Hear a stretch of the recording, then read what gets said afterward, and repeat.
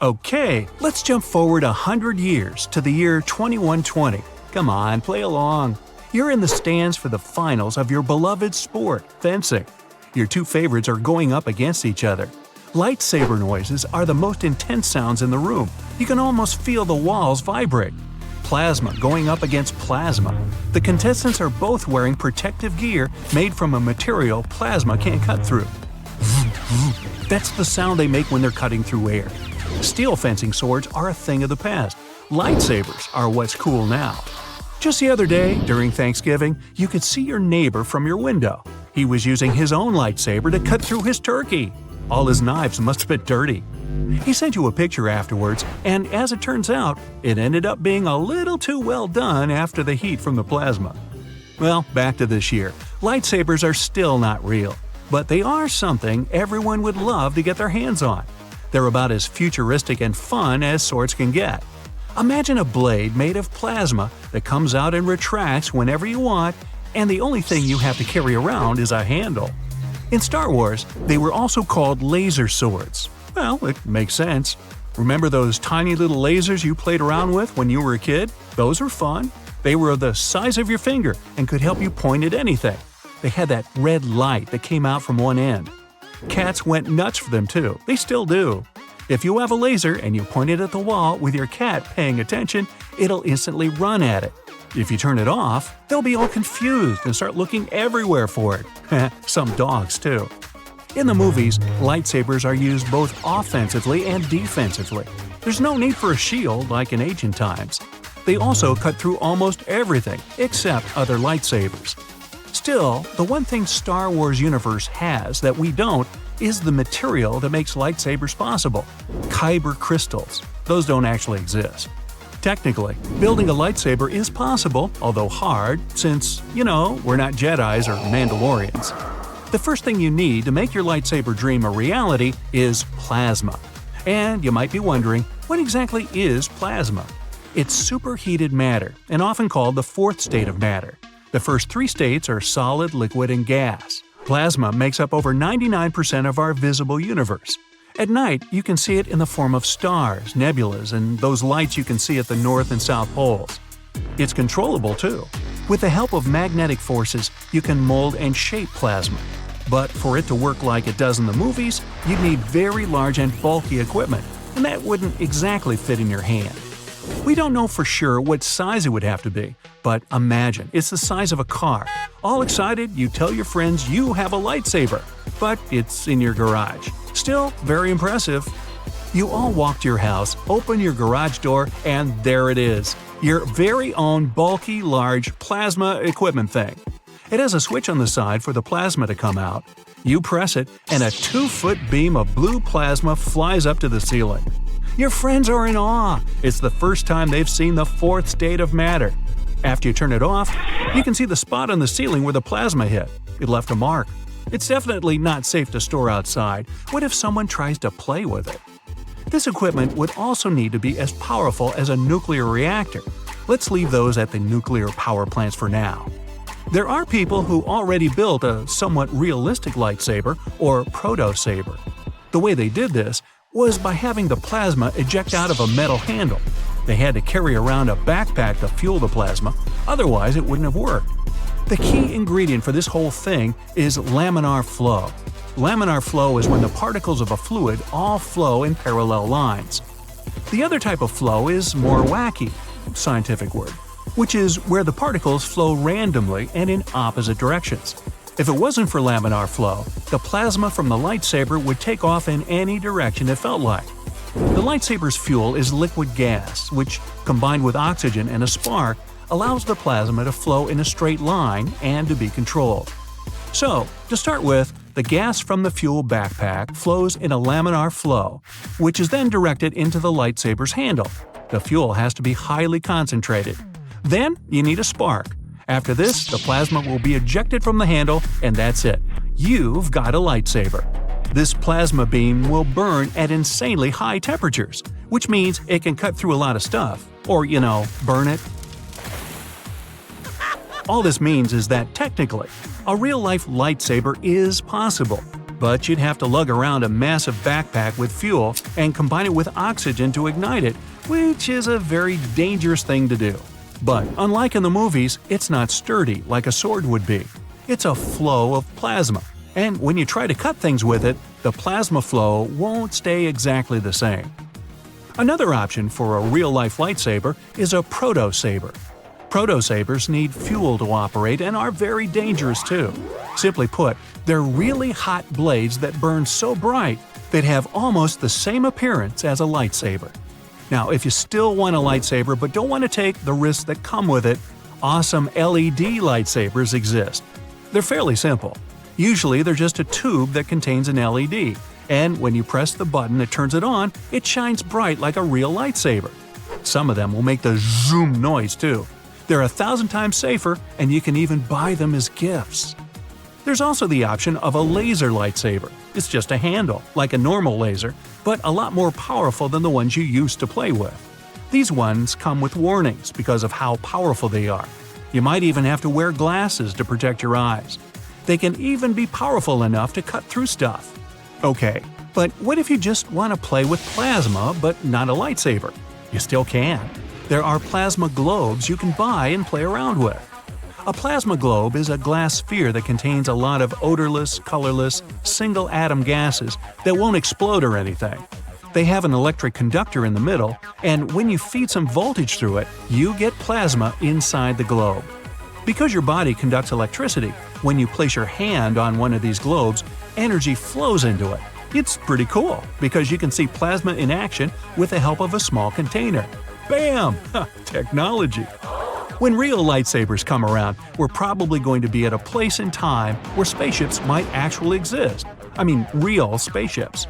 Okay, picture this. You wake up one morning feeling like you want to take a trip, but not to anywhere on Earth. You've already seen too much of it. So you pick up your lightsaber handle and put it safely in your pocket. Then you take a look at your wristband, tap it twice, and your holographic phone pops out. Book me a seat 2 weeks from now on the next Earth to Mars flight, please. And you go about your daily life. You walk out the door and get on your wheelless motorbike. It has jet propellers where the wheels should be, and they swirl around so you're able to control the direction you're going. After taking the high-up-in-the-sky invisible road made just for flying vehicles, you arrive at your office. You sit on your comfortable chair, ready to get some work done. Today, you're in the mood for something different, and you decide you want to work in Paris. No worries, you turn on the holographic scenery, and there you are. 2 weeks later, you embark on the spaceship you bought a ticket for earlier that month, ready for a new adventure. What a life! Hey, doesn't that guy over there look like Arnold Schwarzenegger?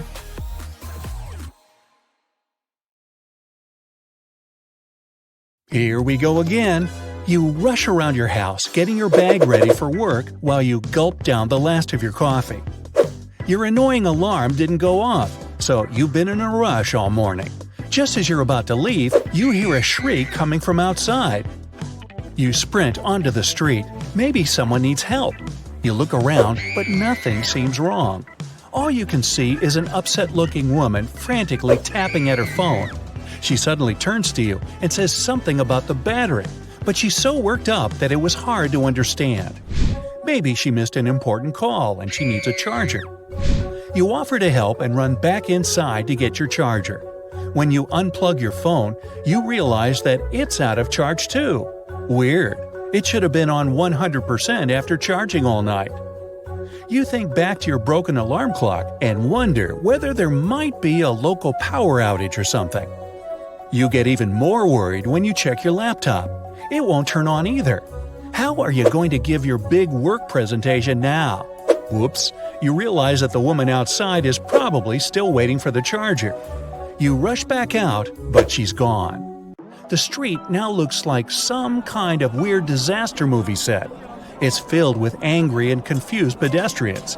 You manage to pick up on a few words about power and batteries, and it's clear that something has gone very wrong. A guy that lives across the street is on the floor holding his knee and rubbing his head, with his hoverboard lying a couple of feet away on the ground.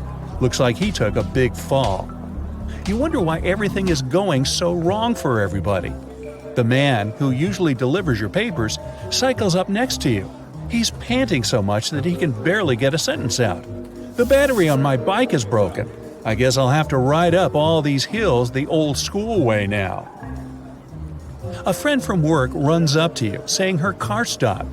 You try to help her, but nope, the battery isn't working at all. It looks like everyone else is having the same problem. The road is completely deserted too. You try your car too, but that's not working either. Just as you were deep in thought, thinking about how to go about your day without your car, a giant hunk of metal shoots down from the sky and explodes into a million pieces. A drone just fell out of the sky. The street is completely filled with fire, so you and your friend run into your house. At least it looks like you don't have to worry about going to work today anymore. Your friend says none of her electronics are working, so you run around your house checking your things. You go into your bathroom and try the trimmer. Nope. Electric toothbrush? Also nothing. What about that cool remote control car you got for your 12th birthday? You look under the bed. Yup, the car's there. And lots of dust too. Phew! You take it out and try. Nothing. Although, that could be just because it's over a decade old. You pull out a bundle of outdoor lights. What will the holidays look like if these don't work? You feel uneasy, knowing that the smoke detector won't work anymore. How will you know if any of your technology goes wrong and starts a fire? Well, at least most of it won't be working enough to cause a fire anyway now. Time to check the most important thing, the TV. You pick up the remote and, as expected, nothing. You wonder if there's even a way to turn it on without the remote. After searching for a button a little while, you switch it on. You can't figure out why only some things seem to be working. The news stations are all talking about one thing. Apparently, all the batteries in the entire world have stopped working. That explains why the TV is fine. All of the channels showing emergency news broadcasts with clips of chaotic traffic problems and people despairing over their broken devices. There's a banging at your door, and you realize that your wireless doorbell won't ring anymore. That's actually good. Now, you don't even have to pretend you're not home when that annoying neighbor comes to visit. Speaking of neighbor, hopefully, his guitar amplifier won't work anymore. You might finally be able to sleep in on Saturday mornings. Oh no, your new wireless headphones will be useless now. You'll still be paying for those for a couple more months and can't even use them. Another one of your friends, Ryan, is at the door. Luckily, he's a bit of a genius, so he might be able to help figure out what's happened. It freaks you out a bit when he tells you how bad things are looking in the world. Batteries are very important for our society. Most of the technology we use needs batteries to function, but we rarely pay much attention to them, or at least not until our TV remote stops working. Ryan begins to explain that the first battery was invented at the beginning of the 19th century. It stores chemical energy that gets converted into electricity that we use to power things. You cut him off. Why would you need to know about that? How can you get your phone working again? He shakes his head. Apparently, scientists all over the world are looking into the problem, but it seems like all batteries have just stopped working completely, and they have no idea why. The batteries we mostly use are lithium-ion ones, the type you find in smartphones and laptops. These can be easily recharged and offer a smooth and reliable power supply. But not anymore. They're just useless chunks of metal now. The disposable ones are broken too. And now, all batteries have stopped working. There's no way to store power at all. Ryan looks scared and broken. It looks like the world is heading back to the 19th century again. You thought this would all get fixed, but it begins to dawn on you how much the world will change without any way to store power. You get why Ryan looks so desperate, and your face begins to pale. What will people do now? No digital watches, tablets, laptops, calculators? Will we have to memorize phone numbers or learn what's 14 times 6? How will we tell time? Who will wake you up in the morning? At least it'll be a lot easier to get to sleep early without a smartphone. Will people have to get up every time they want to turn on their TVs now? Will they have to socialize without their phones when sitting in bars? No more carrying laptops around and working on the go.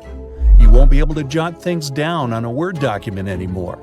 You'll have to get used to writing instead of typing. Pen, paper? You haven't seen those since high school. Oh no, you might have to start reading books again. There won't be much else to do. Your Kindle isn't an option anymore, so you'll need to look into buying some real books. Ooh, that could get expensive. People will have to savor every moment because they won't be able to take pictures of anything anymore. There will be no more electric scooters or bikes. Electric cars won't be of much use either. Well, it's not like you could afford one, but still, it was good to know that some rich people out there had the option to get one. What kind of cars are companies going to produce now? Even boats have some parts charged on batteries, so they may be useless now too. Maybe you'll get to see the return of giant wooden galleons, like the pirates used to sail on. And what about planes? Don't they need batteries too? Looks like that overseas trip to Spain will have to remain on the bucket list. No more listening to music when you're on public transportation. Are you going to have to talk to people now? What about social media? You won't be able to waste time scrolling through your feed anymore. How will you ever get to work again? With no car, you'll have to run miles every day and get up early. You make a note to yourself to look into getting a horse and cart. And you'll have to remember in which order they go. Think about it. Yep, today was an assault on batteries. It's time to start some new habits now, or revive some of those old, long-forgotten ones. You turn the ignition key and hear the whir of the propeller in front of the cockpit. It gets quicker and quicker until it's a blur, and the plane begins to move forward down the runway. You're a trainee pilot, and this is your first supervised flight in a light aircraft. The instructor gives you an enthusiastic nod, and you begin to fly the plane upwards. Once you're in the air, you begin to relax until you hear a loud bang. Suddenly, the engine gets very quiet, and the propeller slows to a stop. You're losing control of your plane, and with no way to maintain your speed, you're heading towards a crash landing. You've come too far to turn back, so the instructor quickly shouts instructions to you. For every 1,000 feet of lost altitude, a plane can glide for 1.5 miles. Light aircraft fly at low altitudes, so you're in a race against the clock to find a makeshift runway for your emergency landing. An enormous forest stretches out below you, but you can see a lake in the distance, so you ask the instructor whether you can land there. He urgently tells you not to. Hitting the water at this speed would badly damage the plane, and it would sink before you could get out. The plane gets closer and closer to the ground, and an explosive end. You pass the lake, and he tells you to land on the long stretch of road that runs through the forest. You need to find a stretch that's straight enough to land at speed and free of obstructions, like roadside trees. The plane is scarily close to the ground, but luckily, the forest begins to thin, and the road straightens out enough to try the landing. It's now or never, so you begin your preparations. You cut the speed to about 60 miles an hour and try to avoid the drivers below. You carefully dodge electricity lines and road signs as you hover a few feet above the ground. People begin to swerve out of the road in panic when they see the out-of-control plane. You fly into the air as your wheels bounce off the road. Your nerve holds, and you manage to pilot it to a safe landing. Even though normal roads are not meant for planes, they're still straight pieces of asphalt, just like you'd find in an airfield. So, in an emergency, they make a perfect runway. This has even become a common practice in some parts of the world. In Australia, an entire air ambulance unit often lands on the local roads. The pilots need to be taught how to do this so they can get to the remote corners of the country in case of an emergency. In the outback, this is often vital for anyone unlucky enough to find themselves on the wrong side of the country's wildlife. Australia has 100 species of venomous snakes and 10,000 species of venomous spiders. So this is more common than you might expect.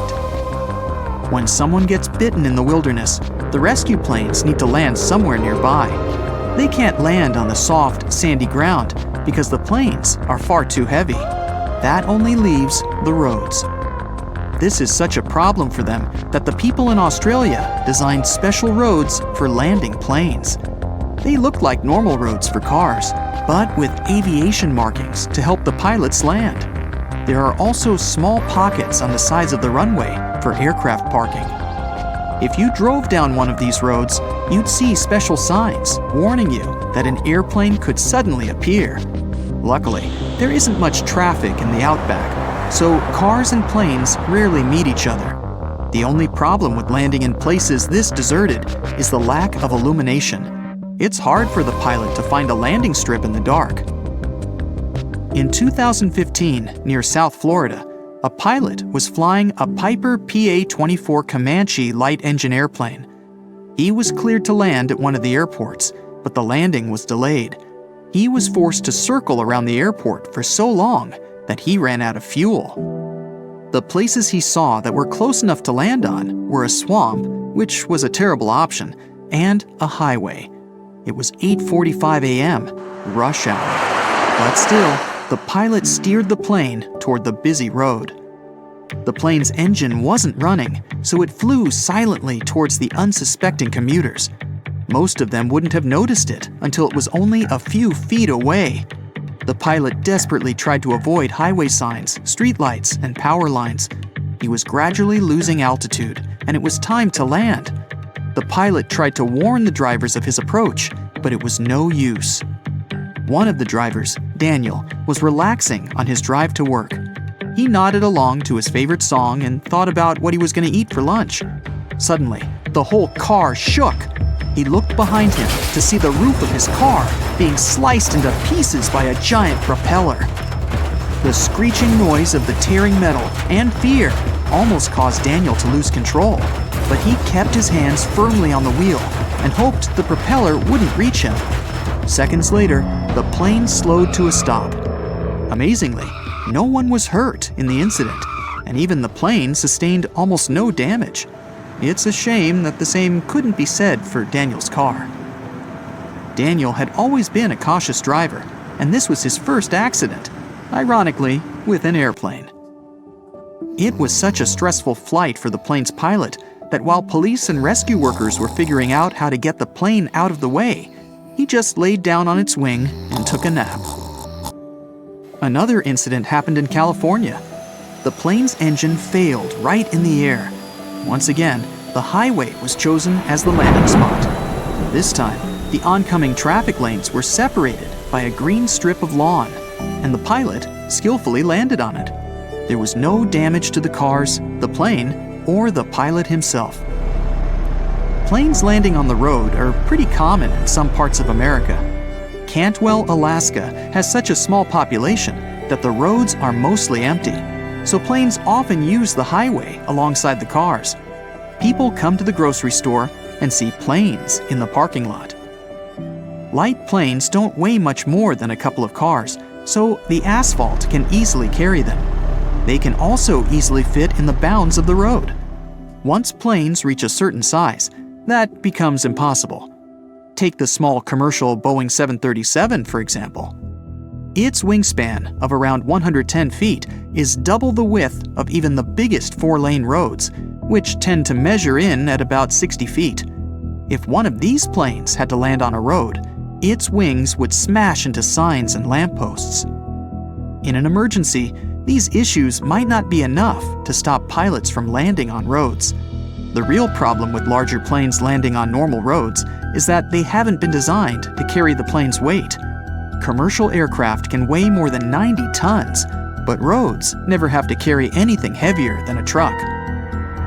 Now imagine a heavy Boeing trying to land on regular asphalt. As soon as it touches the ground, the wheels would plow straight through the surface, like skis through the snow. The plane's landing gear would get stuck in the ground, and the entire plane might even flip over. So, commercial pilots would definitely look for another place to land. Even though it might sound counterintuitive, one of the better landing options for huge commercial planes is water. There have been a few cases of emergency water landings, but the most famous was the miracle on the Hudson. In 2009, an Airbus A320 took off from New York City and was on its way to Seattle. But 90 seconds after takeoff, it collided with a flock of Canada geese. They hit both of the plane's engines, and seconds later, the turbines stopped working. At an altitude of 3,200 feet, the decision was made to turn the plane south toward the Hudson River. The plane glided towards the George Washington Bridge, almost touching it, and then prepared to land. The plane was fully fueled and heavy, so the impact on the water was huge. Nevertheless, the 155 people on board, including the crew, were practically unharmed. They were evacuated through the emergency exits and waited for help on the wings of the plane. Another miracle occurred in 1956 in the Pacific Ocean. A Boeing 377 Stratocruiser was on its way from Hawaii to San Francisco at night. On the way, one engine broke down and another partially failed.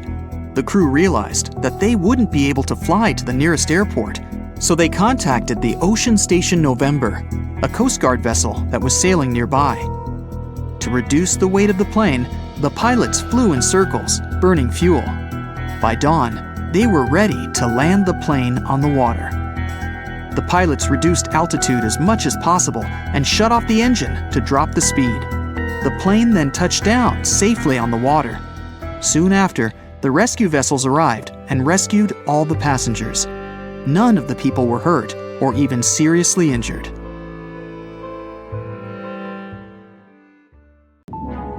Wow, you're zipping through space in a large ship as big as 3 New York City Central Parks.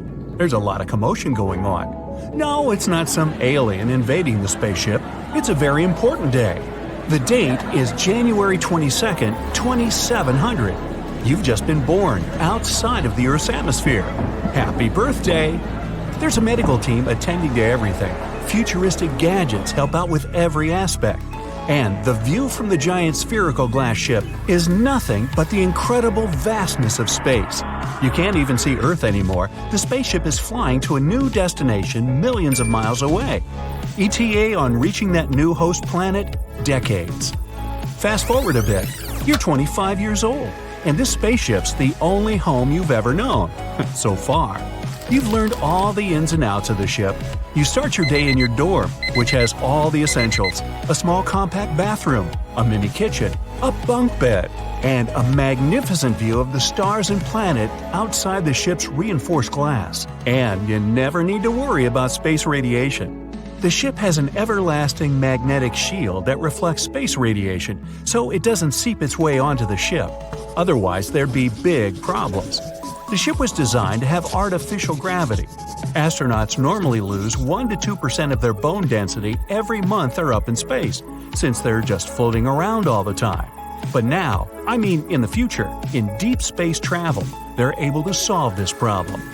You make your way out of your dorm and see a wave of fellow crew members making their way to work.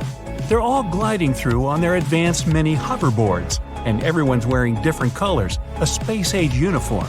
Yours is blue, so you hop on your board and join the blue wave. You get to the underpass of the space transport and begin your work. As an engineer on board, your job is super important, maintaining the ship and keeping it running. But something's wrong. Numbers are flashing all over the panels, and the dreaded red light won't stop blinking. You alert your coworkers, but they don't know what's happening either. Quick, you keep checking the logs and all the complicated equations, but nothing adds up. Panic starts to spread throughout the ship. The hair on your arms is standing on end. You try to click on as many buttons and switches as you can. The buzzing keeps getting louder and louder. The light is flashing brighter. Some of your colleagues make a break for it, and you're all alone in the red room. Suddenly, finally, your supervisor rushes down to help. After a while, the two of you figure it out. Whew, that was close. You still have a lot to learn about managing the ship. Since your early years, you were assigned to work as an engineer. You were great at physics, chemistry, math, all those sciencey things. It's just another day in the office. But on this ship, you may make captain one day. After work, you get a call from your friends wanting to hang out.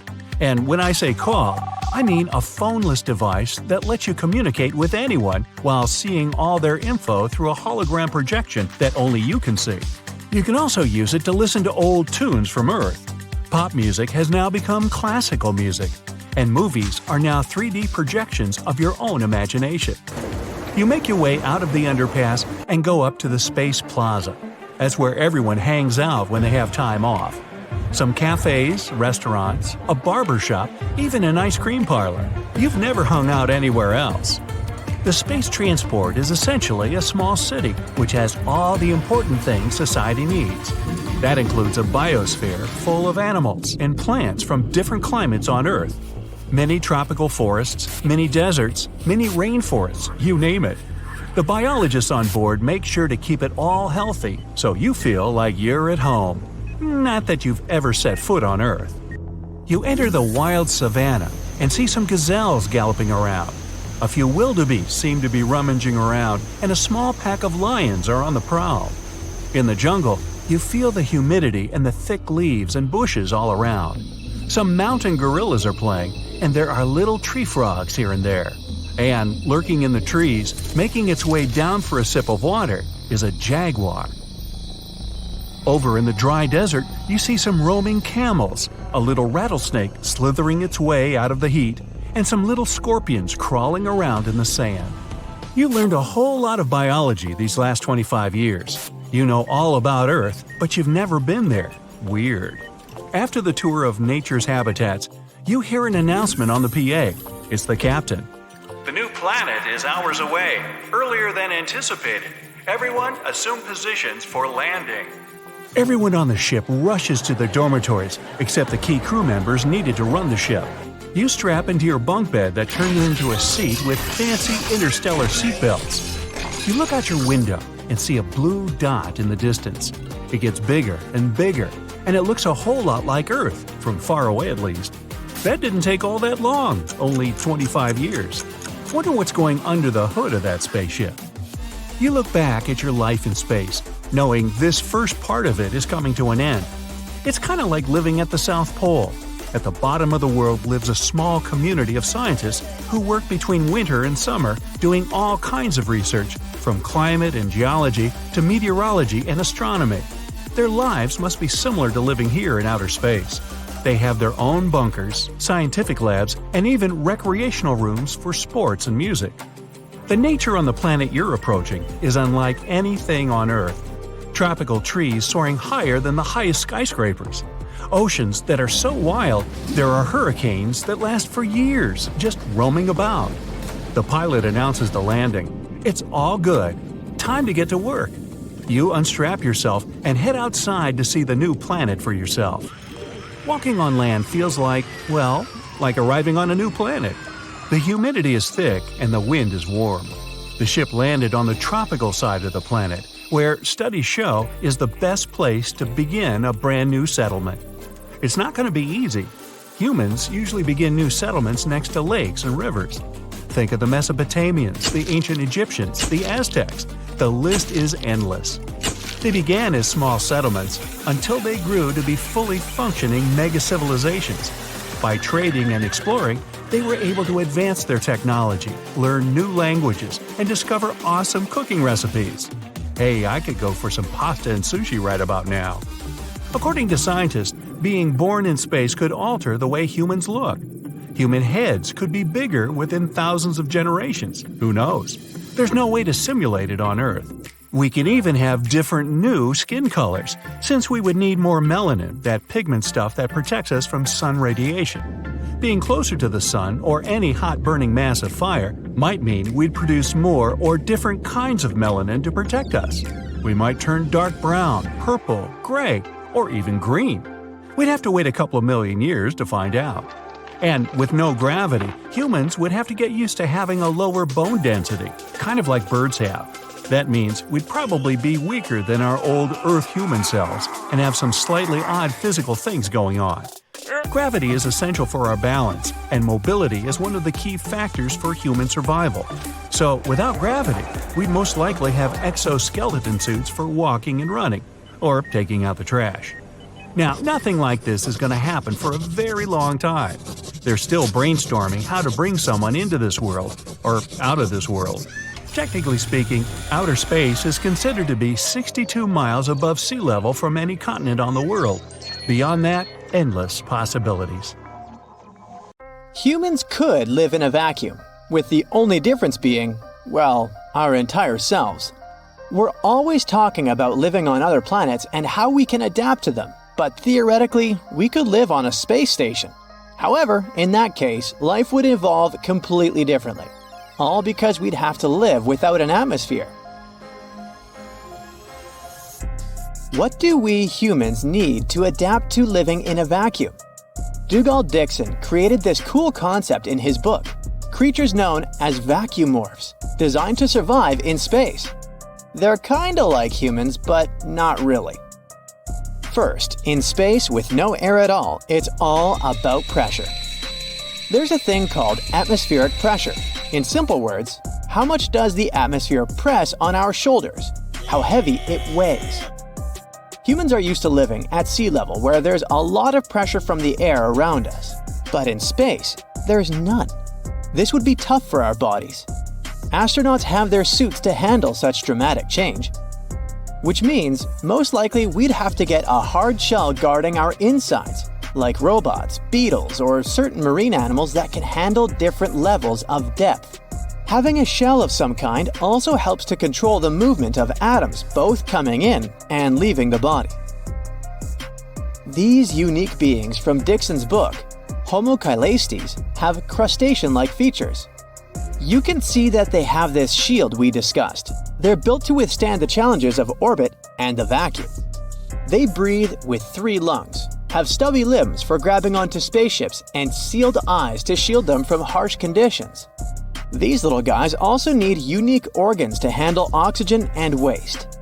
Unfortunately, they can't reproduce. Despite their incredible adaptability, vacuumorphs are sterile and have a limited lifespan.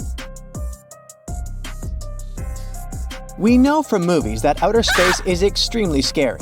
It's freezing cold, dangerous radiation, and no air at all. If you're out there, your blood boils or you simply freeze instantly. But despite all that, humans could survive in outer space for a while. Imagine you're suddenly thrown out of your spaceship. In movies, that would mean instant departure from the life station. But in real life, it's not as instant as Hollywood makes it seem. Scientists have done questionable experiments and had accidents with humans. There was an astronaut who had his spacesuit accidentally depressurized. He blacked out, but was luckily okay after repressurization, although he did lose his sense of taste for a while. In any case, it turns out you could actually survive for a couple of minutes in the vacuum of space, but it's not a pleasant experience. When you're in space without a suit, the lack of pressure makes air in your lungs expand, which is really bad if you're holding your breath. Within a minute, you'll pass out from lack of oxygen. It takes just a few seconds for everything to go dark. However, there is a form of life that can hang out in outer space just fine. Scientists found some tiny creatures called extremophiles that can handle all of that. They're nature's most brave survivors. These microbes can handle crazy conditions like freezing cold, no air, and lots of radiation. Recently, we decided to find out how this special bacterium copes in space. Scientists sent it up to the International Space Station and left it outside for a whole year. When they checked on it later, they found something amazing. The bacterium hadn't changed much in appearance, and it even had produced tiny structures called outer membrane vesicles to protect itself. It turns out that this bacterium has a superpower. It can repair its DNA and fight off harmful molecules that could damage it. It also changes the way it uses energy to adapt to space life. This could help us learn more about how life can exist beyond our planet. It was called the Transpopo mission. Bacteria are incredibly adaptive. For example, we discovered that bacteria can float around in space for years. These tiny organisms can stick together in clumps, like little protective communities. They can survive the harsh conditions of outer space by doing so. In a cool experiment, scientists put some really tough bacteria on the outside of the International Space Station. These bacteria were in little balls, each 5 sheets of paper thick. As a result, they stayed out there, unharmed, for 3 whole years. Their outer layers acted like shields, protecting the ones inside from all the space nasties. This discovery suggests that groups of bacteria could travel through space between planets. They call this idea panspermia, which basically means spreading life through the universe. In other words, space travel might accidentally bring life to other planets. So if we found microbial life on Mars, for example, that could even signify that it had arrived there from somewhere. All this means that some microbes could survive in outer space. With more complex creatures like animals, however, things get harder. The most important thing for sustaining life is energy. Everything else is a nice addition, but without energy, we wouldn't get anywhere. Life also needs a lot of chemicals mixed in a liquid for a long time and in a big space station to function. If there's not enough pressure, the liquid evaporates. Vacuum means there's hardly any pressure at all. Life evolving inside an asteroid or moon that lacks atmosphere might be possible. Life adapting to space is possible. Hypothetically, these space-living beings could be made of gas, sentient clouds floating around. They could also be made of pure energy, invisible but able to communicate through their energy levels. Or some giants with their own atmosphere, like Earth, with smaller creatures living on them. But all this is extremely unlikely, so the chances that life will evolve in outer space by itself are super low. Now, imagine if, instead of space, we were talking about a planet covered in a tough, non-breathable layer around it. Surprisingly, even if there's no air on the planet, there are still some chances that life could evolve. At least if there are some signs of water. Deep below the surface, there could be rivers warmed by special vents spewing out minerals. Life could start there, away from the surface where it's safe from drying up.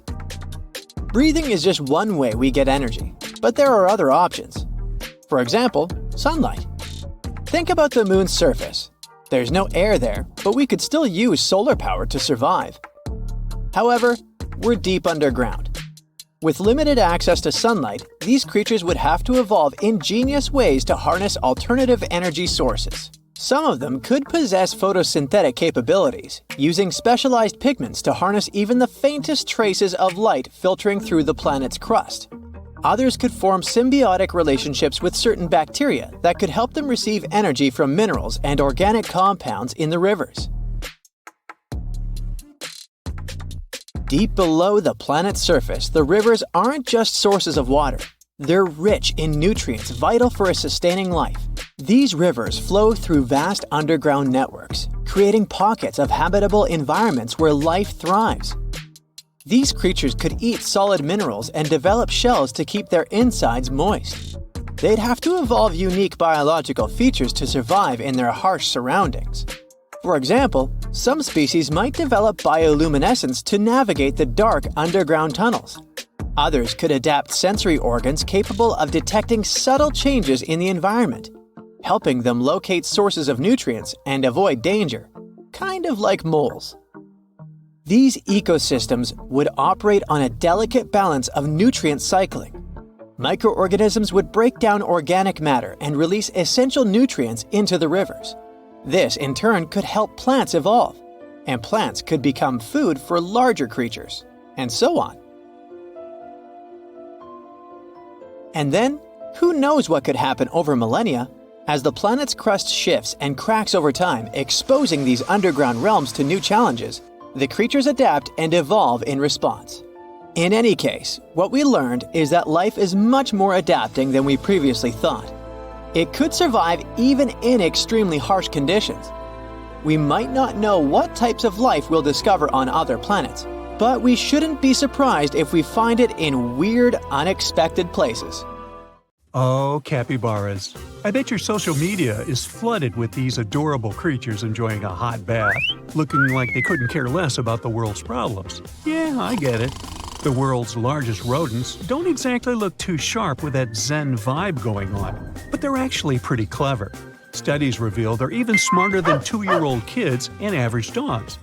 The thing is, while dogs can be trained, capybaras are independent thinkers with their own unique way of doing things. So if you ask them to do a rollover, they'll probably think, "Oh, not again," and come up with their own quirky way to pull it off. Or they just might decide not to do it at all. Another thing that adds to their intelligence is their complex communication. Capybaras whistle when they sense danger, purr when they're happy, chirp when they're in a group, and even do teeth chattering when excited about food. The list goes on. Just imagine what they'd do if they suddenly gained human-level intelligence overnight.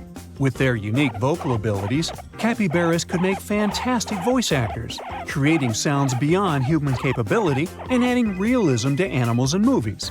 Ultimately, getting back to the fact that the capybara in Disney's Encanto doesn't have a voice. Capybaras could even host swimming championships, like they're the Michael Phelps of the animal kingdom. Alright, maybe I got carried away a bit, but they do move with way more grace underwater than they do on land. Oh, and remember when we chatted about capybaras and hot baths? It's not just for showing off on social media. They genuinely love it because it helps with treating skin conditions and retaining heat afterwards. So, with a bit more intelligence, they'd probably take control of hot springs and jacuzzis, kicking the humans out. Picture signs that read "Capybaras Only," handwritten by capybaras themselves. You know when you're feeling down and out of the blue your cat saunters over, purring and rubbing against you to lift your spirits? It's not like these kitties have a crystal ball for predicting gloomy days, but cats do have this uncanny power to sense their owner's mood. That's because picking up on others' emotions is crucial for animals that live in social groups. Well, cats do pick up on their owner's usual behaviors, so they can tell when something is off and their human is acting differently. Now imagine this sixth sense paired with human-level intelligence. Cats would open their own Whisker Wellness Center, providing theropods with perfection. If you're lost for words during the therapy session, no worries. They can just purr in your lap for an hour, but they'll still charge you for that. Cat therapists wouldn't even need little notepads to write down patients' complaints because they have an excellent memory. Just like humans, cats find it easier to remember significant or extreme experiences, such as the time they got stuck in a closet or when you bought them the first lick and lap treat. With impressive procedural and spatial memory, cats can recall and retain these memories for 10 years or more. Whether they're happily crashing down a hill or engaged in a bamboo mukbang, there's something about pandas that we just can't look away from.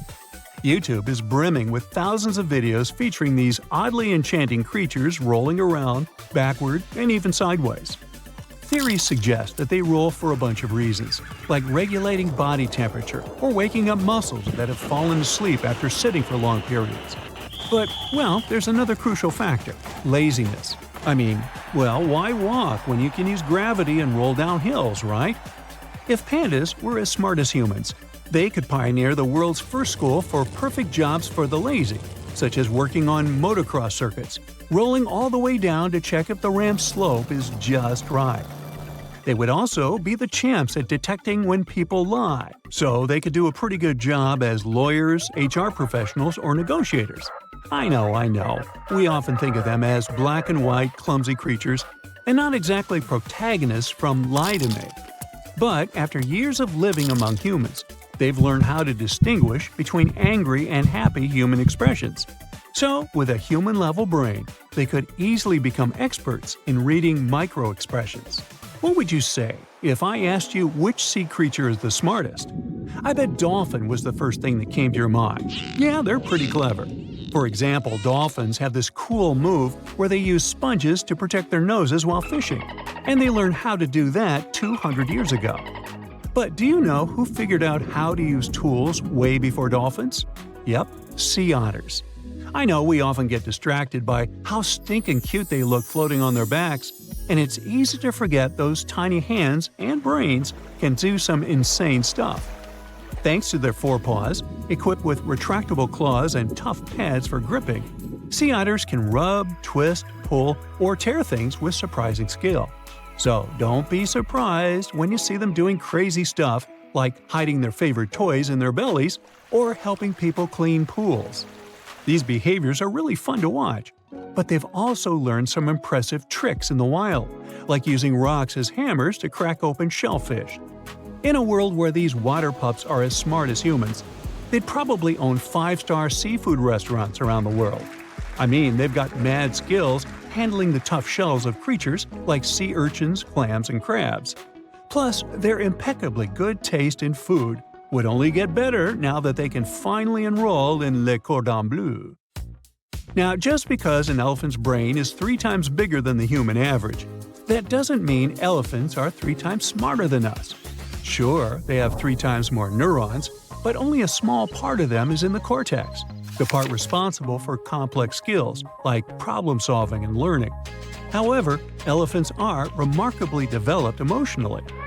While empathy is often considered a hallmark of human intelligence, elephants also put themselves in each other's shoes, feet. These sensitive beings can discern when their elephant buddies are in pain or feeling down, and they offer comfort when needed. With a more refined intelligence, they might delve into the world of art, expressing their complex emotions on huge canvases and using their trunks to create Jackson Pollock-inspired masterpieces. From a huge brain to a tiny one, the size of your pinky nail. Yep, we're talking about the hamster brain. These cute little buddies are among the cleanest animals in the world, and I'm not just talking about self-cleaning. They actually like to keep their surroundings clean, not only in captivity, but also in the wild. For example, hamsters dig deep burrows with nesting places, and they separate different sections for their waste and food. If hamsters were as smart as humans, they'd turn this cleaning OCD into a business. Hey, meet the Spark Joy rodent, the world's first hamster to publish a book, adapting Marie Kondo's techniques to keep its cage squeaky clean and organized. Hey, Rocky, come here, boy! Did you really expect the list to end without mentioning dogs? Let me guess. You probably think your best buddy is the smartest thing on 4 legs and beam with pride that Rocky actually knows its own name, right? Well, Rocky might be much smarter than you think. In fact, dogs can understand around 165 words. In our make-believe world, I'm pretty sure dogs would be the first animals to come up with their own complex language, opening wolf language schools around the country. I can picture dogs sitting down for TV interviews, declaring they're done being called man's best friend and would prefer to be recognized as joy coaches. Yeah, they're excellent at dealing with others and can even intentionally try to trick other dogs and humans to score some tasty rewards. Good for them, I guess. Suppose everyone in the world wants to do this, and countries started investing billions of dollars in this project. In that case, we can colonize the ocean floor. The question is, why would we need this? For the same reason we're going to colonize Mars, to save Earth from overpopulation. Why do we need to move to the red planet in the near future if we can live underwater? It'll be cheaper, safer, and most importantly, not far from our home. You don't need to stay in cryocapsules for years to wake up hundreds of millions of miles away from your planet. It's much easier to take an elevator down to the underwater city, hang out there, and enjoy the views of marine nature. Besides, staying on Mars will surely cause severe mental problems for people. Panic, stress, and the realization that you can't return to your home whenever you want can put serious pressure on your mind. It's better to live under millions of tons of salt water, and the reason why we have to do this is a need for more resources. There are about 8 billion people on Earth right now. Some experts think that when the number reaches 10 billion, the world will begin to run out of food, fresh water, and fuel. Agriculture and other industries simply won't be able to develop so quickly. Resources will be depleted, and people will have to do something to survive. The colonization of the ocean is an ideal solution to the problem. Firstly, we have very little information about the ocean. We've studied space much better than the ocean on our planet. Most likely, vast reserves of fuel are hidden under the seabed. Secondly, we will be able to reduce the load on our planet by about 50% if we move to live in the ocean. Thirdly, there will be no problems with logistics. Delivering food, necessary equipment, and construction materials will take hours, and if something breaks along the way, you can return to the surface and try to deliver it again. Sending things to Mars would be much more complex and expensive. Imagine that halfway there, millions of miles away from Earth, something breaks down on the spaceship with provisions. Then you'll have to wait for many years for the next delivery. But the main reason for ocean colonization is protection from disasters and natural cataclysms. Volcanic eruptions, radioactive winter, earthquakes, tornadoes, and floods. We could easily wait out any disaster underwater. Yeah, there are volcanoes on the ocean floor too, but the consequences of their eruptions are not so dramatic. The water immediately cools the lava and prevents ash from spreading. We will never experience the consequences of fire again. No burning forests and polluted air. And speaking about the air, there's a lot of oxygen in the ocean. More than half of the oxygen reserves on the planet are replenished by the sea, thanks to algae and phytoplankton. So don't worry, we'll be able to breathe deeply. The main thing is to figure out how to do it underwater. When humanity decides to take such a global step and begins to colonize the ocean, we will first have to adapt our bodies to high pressures. There's such a thing called saturation diving. Before descending into the depths, you must inhale compressed air. The nitrogen and oxygen quickly dissolve in your blood and exert pressure on your body from the inside. At the same time, the water pushes on it from the outside. In simple terms, your body is in balance and you don't feel bad. Divers use this method when exploring the seabed at great depths. Therefore, when people begin to colonize the ocean, they will dive there wearing cylinders with compressed air and an oxygen mask. The main rule is to surface slowly. You need to wait until the compressed air completely dissipates inside your body. If this isn't done and you rise to the surface, then you will feel intense pressure from the inside. Nitrogen will start acting in your veins like soda bubbles when you shake a can with the drink.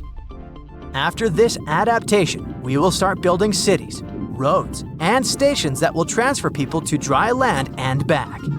It shouldn't be too difficult because we already have the technologies needed for the underwater lifestyle. Welcome to the Aquarius Reef Base, located at the bottom of the Florida Keys Marine Reserve. This is a small laboratory where 6 people can live for 10 days. Scientists working there study coral reefs, marine plants, and fish. The lab doesn't look modern. It resembles a sunken, rusty bathyscaphe overgrown with shells and other underwater stuff. To create buildings with more beautiful designs, people will need new technologies for underwater construction. So let's imagine that global colonization has begun.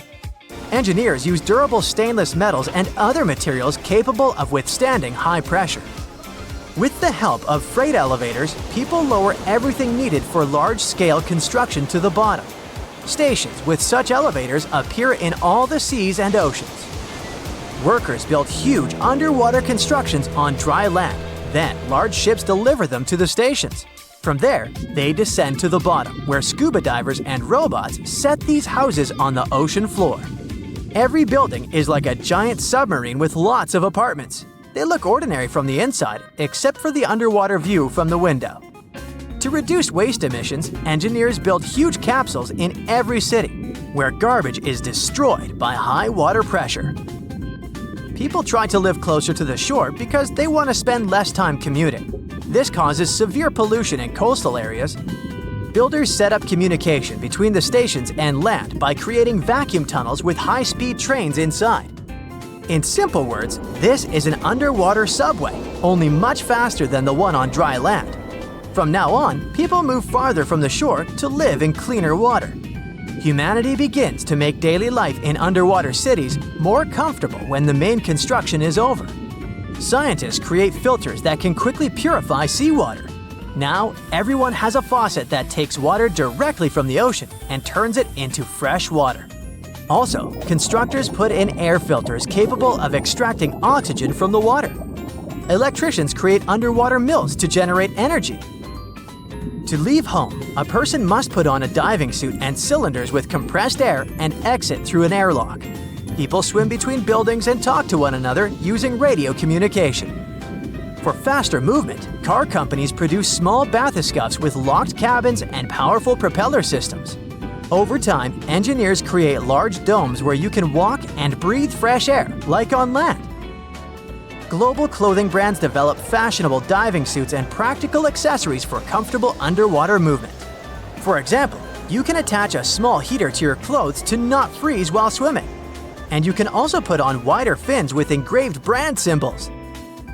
To make such a lifestyle as comfortable as possible, scientists and biologists create masks that work like gills and provide a person with oxygen extracted from the water.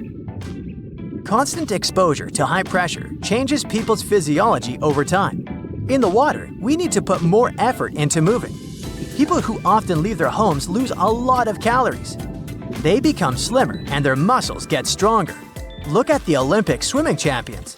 Now, almost all underwater citizens have the same developed shape. Our body temperature is falling, and evolution slowly turns us into cold-blooded creatures. A lack of sunlight makes our skin paler, and we start resembling amphibians. We learn more about deep-sea creatures such as the giant squid and other monsters. Almost every month, scientists discover new species. But at the same time, many fish species disappear because of human activity in the ocean. The extraction of natural resources from under the seabed heavily pollutes the water. To reduce the load on the planet, people decide to colonize the sky. But this is a topic for another video. Ever wondered how people all around the world spend their precious 24 hours each day? Well, you're about to find out. Time is like a common thread that connects us all. No matter where we're from, we all have the same 24 hours to work with. But people from different countries and cultures spend it very differently. But imagine if the entire world were one person. What would their day look like? That's the question that Canadian researchers aim to answer. They wanted to know what the average human's day looks like all around the world. They collected surveys from over 130 countries, looking at surveys conducted from 2000 to 2019. Anyway, researchers combed through surveys about people's daily routines and even gathered information about jobs and economic activities. So, what are your theories? Do you think it's going to be a boring work, sleep, repeat cycle? Surprisingly, not at all. In reality, it turns out that we spend more than a third of our time on things that make us feel good and keep us healthy. Researchers simplified time into 4 categories to make it super easy to understand. First up, we have sleep and bed rest. There's nothing particularly surprising here. An average adult sleeps about 9 hours a day. We know that this is a norm for healthy sleep, but if you think about it, it turns out that sleep takes up a huge chunk of our day. It's a bit sad that we need it so much. Just imagine how many things we could have gotten done if we didn't. Next, we have direct human outcomes. This category covers things that directly affect us as individuals. It includes activities like eating, hanging out with friends, taking care of ourselves, and having fun. You know, all the stuff that makes us feel good. And not only that, these activities include everything from working, education, and personal growth to socializing and watching TV. The researchers discovered that we dedicate just over 9 hours each day to these things. In this magical 9.4 hours of our day, we do so many cool things. We take care of ourselves and others through hygiene and grooming. We also spend time on healthcare, including looking after our own well-being and taking care of our loved ones. Work, schooling, academic and private sector research, exercising, socializing, meals, hobbies, and even engaging with the media are all part of this awesome mix. Now, let's break it down even further. About half of this time, which is about 4.6 hours, is spent on passive, interactive, and social activities. Think of catching up with friends or reading a fantastic book. Wahoo for fun times! Eating delicious meals takes up around 1.6 hours. It's essential to fuel our bodies and enjoy the wonders of food. School and research add another 1.1 hours to the mix because learning never stops. And here's an interesting twist. Certain activities seem to be universal, regardless of a country's wealth. Hygiene and grooming, as well as meal times, remain consistent across low-income and high-income countries. Well, it makes sense if you think about it. Our basic necessities bring us all together, no matter where we're from, but it's still pretty cool. Of course, keep in mind that there are variations between individuals and cultures. Everyone has their unique way of spending time. But when we zoom out and look at the big picture globally, these activities stay pretty consistent. Next on the list, we have organizational outcomes. This is all about being productive and getting things done. It includes tasks like working, studying, organizing, and managing our lives. Basically, it's all the stuff we do to keep our lives running smoothly. Now let's break it down. Organizational outcomes include everyday activities like grocery shopping, getting from one place to another, paying bills, accessing government services, and handling all kinds of administrative stuff, as well as travel and administration. It's the nitty-gritty of managing our lives and taking care of practical matters. In our average human day, we spend just over 2 hours on these important tasks. Now, here's an interesting twist. Despite the diversity of countries and cultures around the world, commuting times seem to be remarkably similar.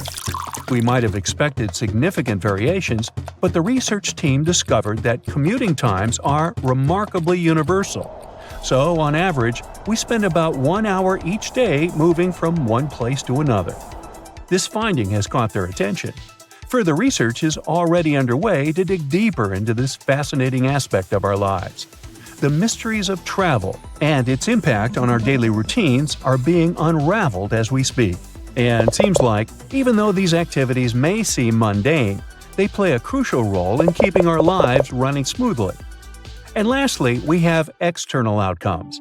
This category is about things we do that affect the world around us. It includes activities like commuting, participating in the economy, and being part of the bigger picture. In other words, these are the activities that aim to create changes in the world outside of ourselves. Now, here are some examples: agriculture and fishing, preparing and serving food, mining, working with lumber, tapping into fossil fuels and renewable energy, constructing and maintaining buildings and infrastructure, keeping our living spaces clean, tending to our pets and gardens, and managing waste. It's a whole bunch of stuff that affects the world around us. So, how much time do you think you devote to this every day? Well, research shows that in our daily lives, we spend a whopping 3.4 hours on these tasks. Here's where things get interesting. These activities reveal some salient differences between low-income and high-income countries. In the lowest-income countries, people spend an average of over 1.5 hours each day growing and collecting their own food. It's a massive amount of human labor required to meet their food needs. But as countries become wealthier and more advanced, things change. In the highest-income countries, farming is accomplished in less than 5 minutes per day on average. Can you believe it? The wonders of technology and mechanization free up over an hour of time. So let's appreciate the challenging work that goes into providing food, raw materials, construction, and other similar tasks. This data also shows us that as we progress and become more industrialized, we gain precious hours in our day. We have more time to explore, create, and enjoy the world around us.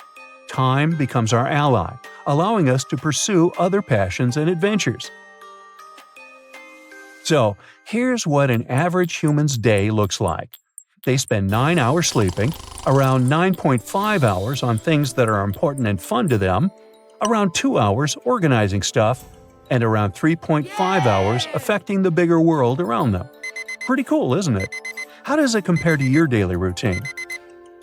By the way, when researchers began their study, they started with Australia and New Zealand and got some surprising results. For example, Australians love to socialize. On average, they spend about 5 hours each day engaging with people and enjoying various activities. That's slightly above the global average. They have a knack for going out, exploring museums, watching sports, and simply hanging out with their friends. It's all part of our social fabric. Interestingly, this trend of social activities aligning with GDP holds true not only for Australia, but globally as well. The study's lead author highlights that the activities we humans engage in and the time we spend on these activities shape our societies and personal well-being. It's remarkable how the universal notion of time allows us to compare ourselves with people around the world and across different time periods. From sleep to socializing, we've learned some interesting insights about the average human day worldwide and how it compares to life in Australia. Remember, time is precious, so choose how you spend it wisely. Whether you're catching some Z's or enjoying quality time with friends, make the most of each moment. Stay curious, keep exploring, and embrace the wonderful tapestry of activities that make up our daily lives. Picture this. The day you were born, you were visited by a powerful magician. He said that you were destined to live an extraordinary life, but he meant that quite literally. There would be nothing ordinary about your day-to-day life. You would be the first and only human in history to live a different life every single day. You would get to experience all types of livelihoods, but only for 24 hours. When the clock hit the next day, you'd wake up in a completely different life and time than the one before. What would that look like? Well, let's see. On the first day of your life, you are born in ancient Egypt. You're a kid, so you can't really do much. You do marvel at the number of construction workers moving heavy blocks around, building something shaped like a pyramid. But all you want to do is cry. So your parents don't let you get too close to the construction site? Too bad. When you turn 9, you've pretty much experienced life as a child in all the countries in the world already. But that's also when something extremely special happened. You were born as a Mayan, deep inside the Amazon forest. As a member of the Mayan royal family, they give you an important job. With your special power, you need to register and document everything you live. Your job is to remember. In other words, you turn into a living and walking library on the history of humanity. You nod and think to yourself, okay, this doesn't seem to be that hard. On the day of your 16th birthday, you wake up as a Brazilian teenager in Rio de Janeiro. When you realize where you are in the world, you put on your bathing suit and go for a swim. You eat a delicious acai bowl and get soaked in the hot summer sun. At the beach, you chat with locals, and that's when someone asks you an important question. What is the biggest dream you ever wish to fulfill in your lifetime? You have no idea how to answer that question. You're just a teenager after all, but you feel like this could be an icebreaker? I mean, why not? You're 18, and that's when you get to finally live one of your biggest dreams. You're filling the shoes of the world's biggest pop stars, and it's tour time, so you wake up having to get ready for a stadium show. You do a quick sound check and memorize the lyrics that you have to sing later on in the day. But as you are walking back to your tour bus, you cross your eyes with someone, and your heart races really fast. This has never happened before. The butterflies in your stomach seem so real they might fly away from inside of you any minute. You've only read about love, but you have never been in love before. You fight the urge to ask for that person's number. The next day you'll be out of that timeline completely. You let it go and hope that feeling disappears the next day. It doesn't, though. And by the time you're 20, you've learned quite a bit about how to deal with your emotions. No matter which life you got, you would feel all the spectrum of human emotions possible. Love was just one of them.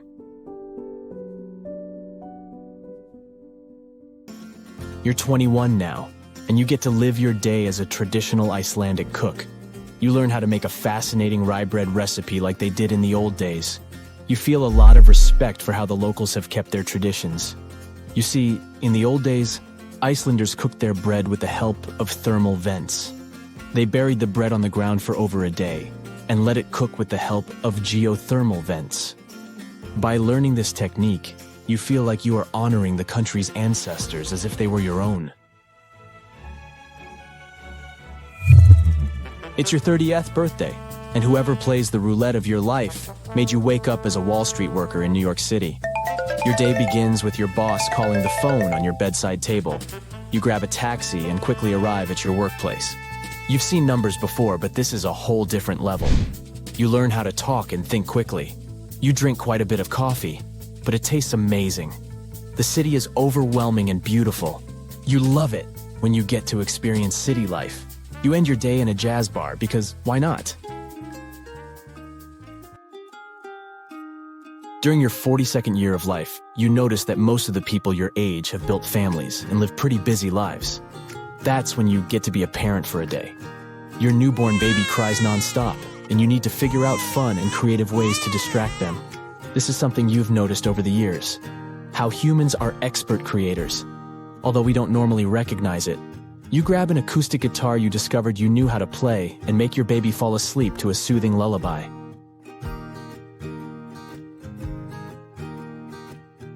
By the time you're 55, you think you've experienced it all. Then you wake up as a pirate in Jamaica, which almost makes you part of Jack Sparrow's crew, if he were real, of course. Your boat sails into Port Royal, where you stop for the day. Your pirate friends split themselves in taverns while others go treasure hunting. You figure you best try both activities out.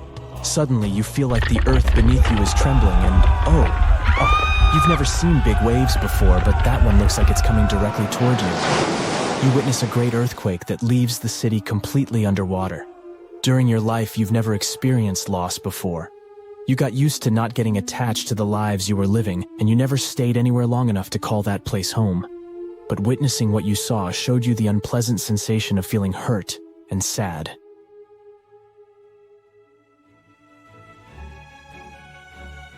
When you're 70 years old, you wake up as a Hollywood movie director. You're filming an action movie like you've never done before. The set is huge, and a lot of people are depending on your orders to get through the day. You've walked in so many people's shoes before, so it should be easy for you to give actors some direction, right?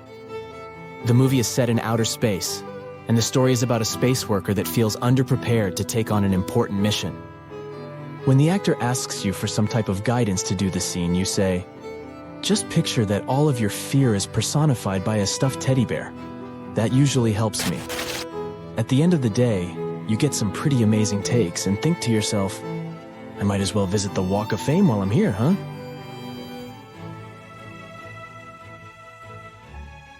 When you're 88, you wake up in that same Mayan temple you did when you were 9.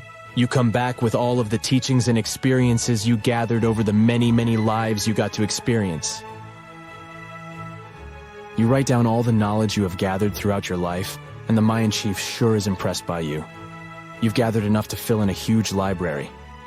He asks you, what was the most important thing you learned from all your years?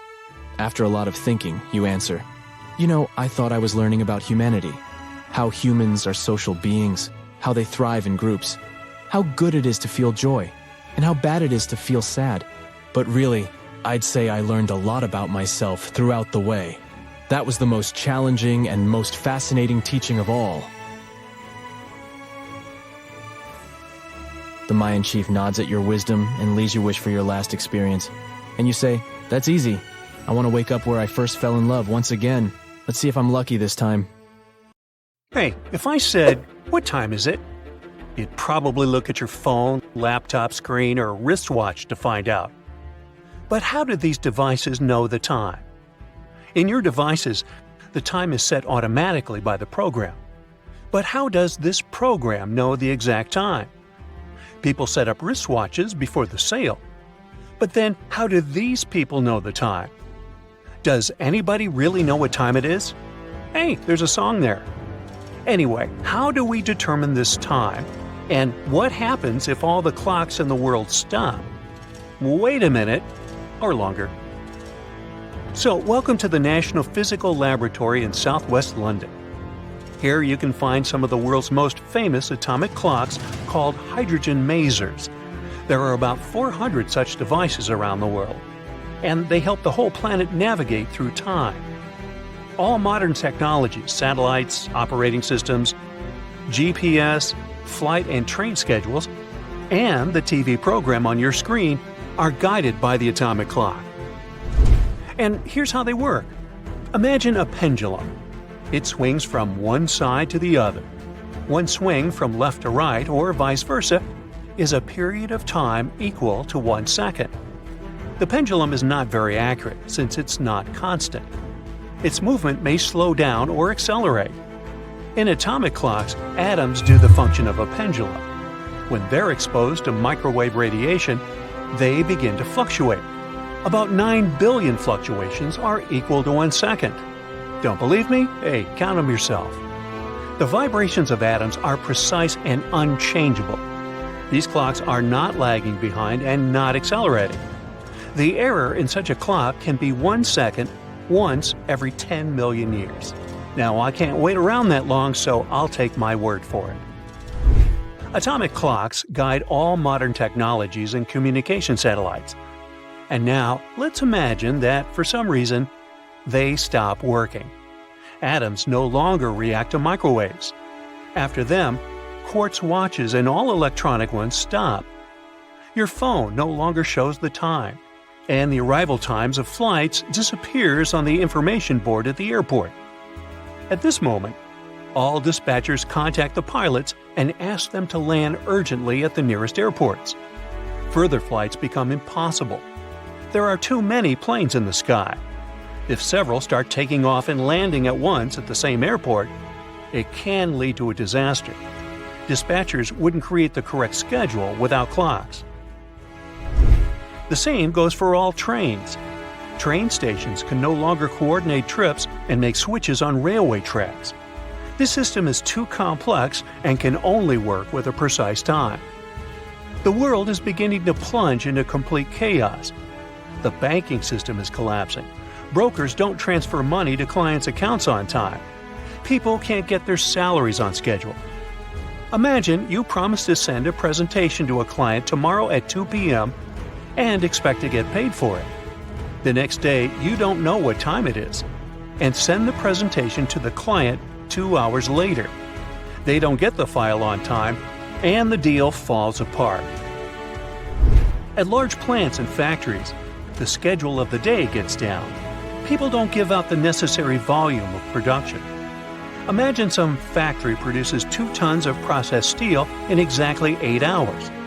But the rhythm of work is disrupted, and this reduces the volume. Next, the steel should go to the ship. However, the ship's schedules are no longer working either. And this applies to all materials in general: wood, electrical carriers, oil, and metals. Logistic chains collapse because of the stopping of the clock. There's an economic crisis and panic in the world. The exchange closes and opens every day at different times. Shareholders and investors are losing a lot of money. Some say that the clock, not the steam engine, was the most important mechanism for the Industrial Revolution. Steam engines powered cars and ships, but they couldn't synchronize the work of many people. Under such conditions, you stop rushing anywhere, but so do all the other people. You can come to the supermarket, and it will be closed because its owner overslept. But then, when its doors open, you'll find that there are almost no goods there. Ships, trains, and trucks couldn't deliver fruits, breads, and vegetables because they couldn't agree on the time. Many will leave big cities, as it'll be challenging to live there without clocks. The age of high technology has ended. TV channels stopped working because some employees were late and didn't start the broadcast. The channel host came before the operator, but the sound engineer is still sleeping because the alarm clock doesn't know what time it is. To stop the chaos, 2 things need to be done. The first is to accept that the former high-tech life will no longer exist. The second thing is to take an example from our ancestors. People live for thousands of years without knowing the exact time. It has been necessary only since the beginning of the Industrial Revolution. Before that, people were guided by the sun, the rooster singing, and the internal biological clock. For hundreds of thousands of years, humans used to go to bed at night and wake up in the morning. But with the invention of the light bulb, this order was violated. The industrial era forced humanity to focus not on the internal clock, but on the opening time of factories and plants. Then TV, the internet, and video games were invented, and the sleep mode established by evolution changed.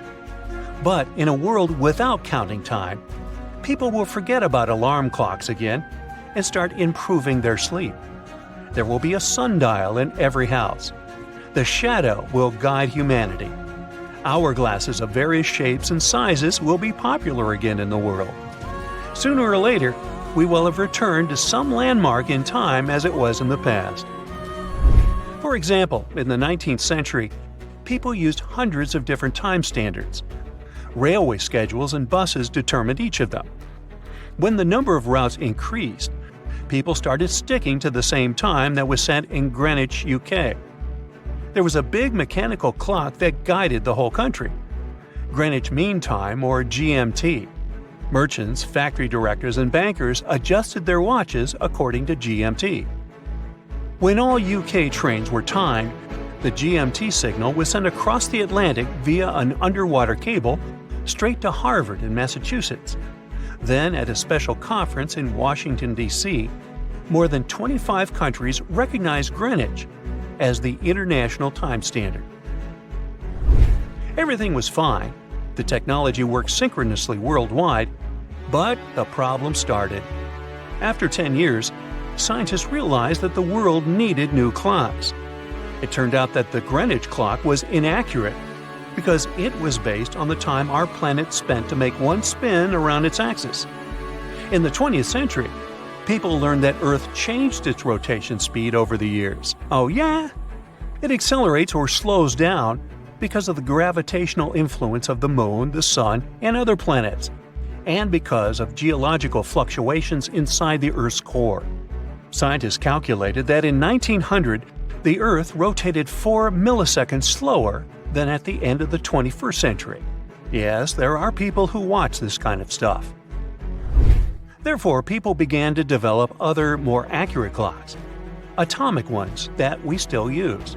But the strangest thing is that even these clocks don't work in the way people need. Their main problem is excessive accuracy. Earth doesn't constantly rotate the same way, so workers sometimes add additional seconds to the atomic clock or subtract them. And here's why.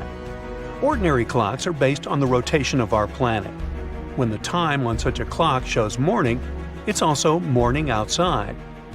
When the clock shows the late hour, it's dark outside. You with me? Our planet doesn't rotate at a constant speed, and the atomic clock is perfectly stable. If the world always worked based on these clocks, then time would sooner or later deviate from the actual day and night. At some point, the sun would begin to rise at 6 p.m., and sunset would start by 7 a.m. To prevent this, timekeepers changed the time on atomic clocks slightly. All of this is necessary to preserve the usual things for people so that the morning hour on the clock and the street coincide. Well, it's time for me to make like an atom and split. Life on a high oxygen planet would be a wild and crazy ride. Imagine taking a deep breath and feeling like you just downed a shot of espresso. The sky is a deep shade of blue, and the trees around you are gigantic, lush and green, growing at a rapid pace. Daily exercise now becomes a breeze. With all that extra oxygen, you'd be able to run faster, jump higher, and lift heavier weights. Your morning run is basically effortless, and you notice that everything seems to move faster and with more energy. But you'd also have to watch out for the wildlife. The animals around you would be simply huge, and they'd move with a heightened speed and agility. Imagine getting chased by a cheetah that's hopped up on oxygen. It'd be like running from a Ferrari with legs. But how is this even possible? And how would high levels of oxygen affect the evolution of the planet and our life in general? To answer this question, you need to understand how oxygen works. Oxygen is like the fuel that powers the engines of life. It's a gas that's all around us, making up about 21% of the air we breathe. And don't let that small percentage fool you. Every time you take a breath, these little molecules get top priority access to your body's cells and help them produce energy. Without oxygen, your cells wouldn't have the energy they need to function properly, and your body would start to shut down. Oxygen is also incredibly versatile. It's used by a wide range of organisms, from tiny bacteria to massive elephants. It's even in the ocean. Marine organisms like plankton and algae produce a ton of oxygen, keeping the underwater world thriving. And not only is it a crucial component of life on Earth, it's also a fountain of youth. Oxygen keeps our skin glowing and our minds sharp. So don't forget to walk in the fresh air more often. But that's just the beginning. Oxygen is quite a multitasker, doing a bunch of different jobs at once. For starters, it's like the janitor of the atmosphere, cleaning up all the nasty pollutants and keeping the air fresh and clean. It's also the bodyguard of our atmosphere, protecting us from harmful UV rays and other dangerous cosmic stuff. Without it, we'd be like sitting ducks in the face of space radiation. And let's not forget about the impact of oxygen on the weather. It's like the puppet master, pulling the strings of the atmosphere and creating all sorts of wacky weather patterns. Tornadoes, hurricanes, thunderstorms, they're all just a product of oxygen doing its thing. And sure, these things are incredibly dangerous, but they also help redistribute nutrients and organic matter by lifting and transporting soil, leaves, and other debris to new areas. So they low-key help fertilize soil and provide nutrients for plants and other organisms. As you can see, the little oxygen molecules are working hard to keep everything in check. So what would happen if we suddenly raise the levels up to 30, 40, even 50%? Actually, too much oxygen can become very dangerous for us. There's such a thing called oxygen toxicity. It can lead to a range of pretty bad symptoms and even the worst of outcomes. It's like eating too much candy. It might taste good at first, but you'll regret it later. It may sound surprising, but if you get too much oxygen, you'll be out of breath. You might feel great at first, but pretty soon you'll start feeling dizzy, like you've been dancing for hours without taking a break. Also, high oxygen levels can be downright toxic to your body. It can leave you feeling like you got hit by a truck. In fact, something similar happened on Earth many years ago. For example, this kind of environment existed during the Carboniferous period, when plants first began to take root on land. At that time, oxygen made up 20% of the atmosphere, about the same as today. It continued to rise over the next 50 million years, reaching levels as high as 35%. It had some pretty profound effects on the planet. Around 300 million years ago, massive forests sprang up on land and huge swamps dominated low-lying areas. But as these giant plants decayed, something strange happened. The level of carbon dioxide in the atmosphere suddenly dropped. Normally, when something decays, microbes break it down and create carbon dioxide. This gas helps us to trap the sun's heat and makes the planet warmer. But when these giant plants were buried under the deep swamps, microbes couldn't do their magic. All this made our planet much cooler, in a temperature sense. Who knew that something as simple as a breath of fresh air could have such a big impact? But this period of life on Earth helped us understand what our planet would look like if the oxygen level on it was much higher. And here's what we learned. We've already talked about the initial boost of energy and the exhaustion that follows, so we might need to wear special masks or equipment to help us breathe comfortably. Such an environment could also help you heal faster. It's like having a team of tiny doctors inside your body.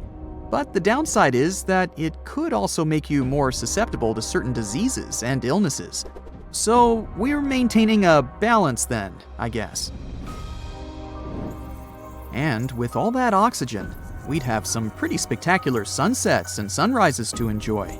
The extra oxygen in the atmosphere would scatter light in new and interesting ways, creating breathtaking displays of color in the sky. And it's not just humans that would be affected. Plants and animals can also experience some wacky effects. Plants might grow like they're on steroids. reaching towering heights like the beanstalk from that fairy tale. Imagine how much food we'd be able to harvest. Giant trees and crops could provide us with more sustenance than we've ever had. And animals might experience some crazy mutations. The oxygen-loving species, like insects and arachnids, would be the winners of this situation. They would simply thrive in such a world, growing bigger and stronger than ever before. So, if you've ever been terrified of a giant spider that you found in the house, just imagine what it would be like if it were 5 times bigger. But for species that have adapted to lower oxygen levels, things don't look that great. Mammals, for example, would have a pretty tough time. This could lead to a shift in the balance of power among different species, with some thriving and others struggling to survive. Overall, we could see some seriously cool adaptations, like birds developing the ability to fly higher than ever before. Dealing with huge animals could be both exciting and challenging. We'd probably have to build stronger shelters and try to stay out of their way. All this could also lead to increased natural disasters, as well as damage to ecosystems and wildlife. Fires would ignite quickly and burn fiercely, making wildfires a constant threat. Even a simple spark from a campfire could potentially lead to disaster. We might need to rethink our cooking and heating methods to avoid any accidents. By the way, if we lived on a planet with less oxygen, say about 15%, we would also have a hard time. For example, our bodies would have to work much harder to obtain the same amount of oxygen as they do on Earth. We would probably experience fatigue and shortness of breath much more quickly, and physical exercise would be much more challenging. We could have some problems with memory and concentration. So the amount of oxygen we have now is the most ideal. Let's appreciate it. As you can see, living on such a planet would be a real roller coaster. It would require some serious caution. But as long as we were careful, we'd be able to enjoy the benefits of all that extra oxygen in the air. Just be prepared for some wild and wacky effects along the way. Consider the rogue planet, the cosmic wanderer that nobody wants to take home. Basically, a rogue planet is a planet that has been ejected from its own star system and is now floating aimlessly through space like a cosmic loner. These planets aren't just a theory. Scientists have actually detected some in our galaxy. In fact, estimates suggest that there may be lots of these cosmic nomads floating around the Milky Way. And they aren't just small rocky worlds like Earth. Some of them are actually massive gas giants, many times larger than Jupiter. These behemoths could potentially have their own moons, and even their own mini-systems orbiting around them. For example, one of the most famous rogue planets we know of has a complicated name. Here, you read it for yourself. It's located about 80 light-years away from Earth, and it was discovered in 2013. This rogue planet is estimated to be around 6 times the mass of Jupiter, and is believed to be around 12 million years old. And yes, just because these cosmic loners don't have a star, it doesn't mean they're super cold. They can still generate heat and light from their own internal processes. Some may even have magnetic fields and auroras, just like Earth. In other words, rogue planets could potentially be habitable if they have the right conditions. So, what would life on such a planet look like? And could we potentially live in such a world? Well, living on a rogue planet can be a lonely existence. They have no warm sun to bask in, no cozy atmosphere to cuddle up in, and no cosmic neighbors to have barbecue with. That's why we'd have to get creative. Let's start with the most obvious problem. We'd have a hard time without light and heat. So, how do we fix this? Well, we'd probably have to invest in some really fancy space heaters and wear fashionable super warm spacesuits. Or we could invent a whole new way to generate electricity without relying on solar power. For example, how about using geothermal energy? Now that's hot stuff. Each planet has an internal source of heat. Without it, they would all be nothing more than cold, lifeless rocks floating through space. This internal heat can be harnessed and used to power everything, from homes to factories to spaceships. It's like having a hot tub big enough to power an entire city. And that city, most likely, will be located underground, closer to the heat source. And as for light, well, we'd probably have to build some really bright flashlights. Or maybe even learn to genetically engineer some bioluminescent organisms to light up our homes.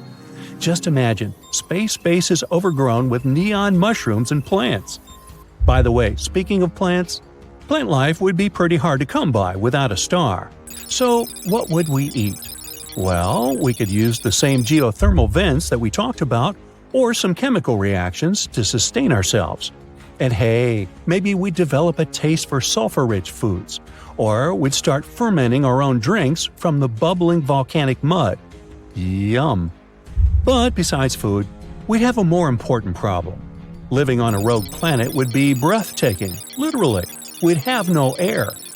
You see, not all rogue planets have good, stable atmospheres. It all depends on their size, composition, and other things. But even if our new home does have an atmosphere, it may be incredibly thin and unstable. We'd have no pretty blue skies or dramatic sunsets to admire. Instead, we'd be staring out into the infinite void of space, where the stars would be brighter than ever before. And forget about weather patterns. Without an atmosphere to create them, we'd have no rain, no snow, and no thunderstorms. And that's just some minor problems. What's worse, the temperature on the planet would be wildly fluctuating, swinging from unbearable heat to unbearable cold. It would be like living in an oven that's always being turned on and off. And finally, we'd be exposed to all kinds of space debris and cosmic radiation. So, if you don't want to get crispy, you might want to invest in some serious SPF. So, how do we fix it? Well, we'd have to find a way to generate our own oxygen and probably create something like a space-age biosphere.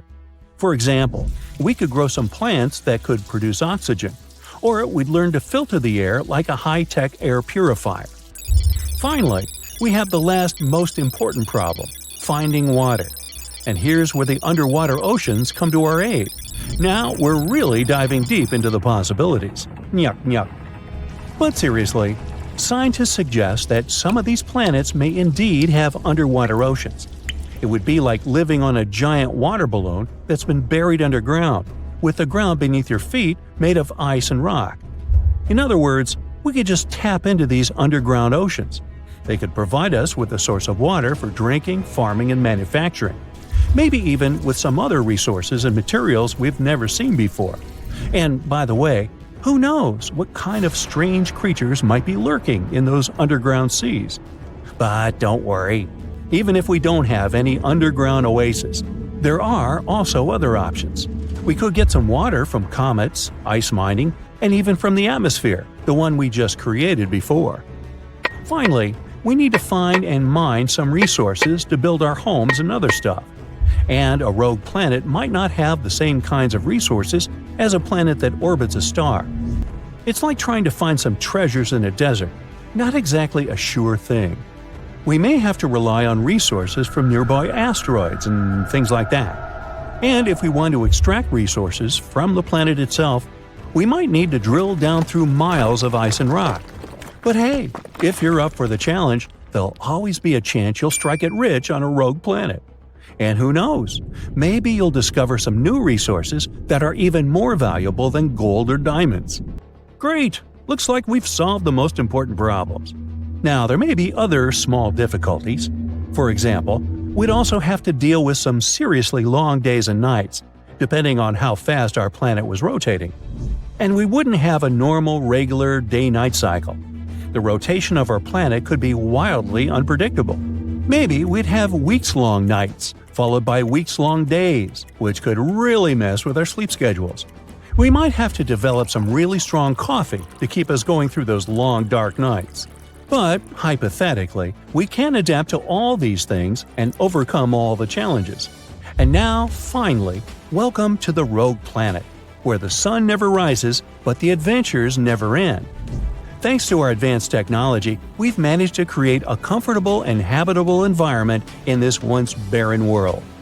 The sky above us is now a beautiful shade of blue, filled with fluffy white clouds and the occasional flock of flying creatures. Don't ask. As we venture out from our underground habitats, we're greeted by a world that's full of surprises. Strange plants and animals have adapted to the unique conditions of this planet, some with bioluminescent features that glow in the dark. And be careful if you want to go swimming in the underground ocean. They might be home to some bizarre creatures who want to feast on… well, we'll come back to that.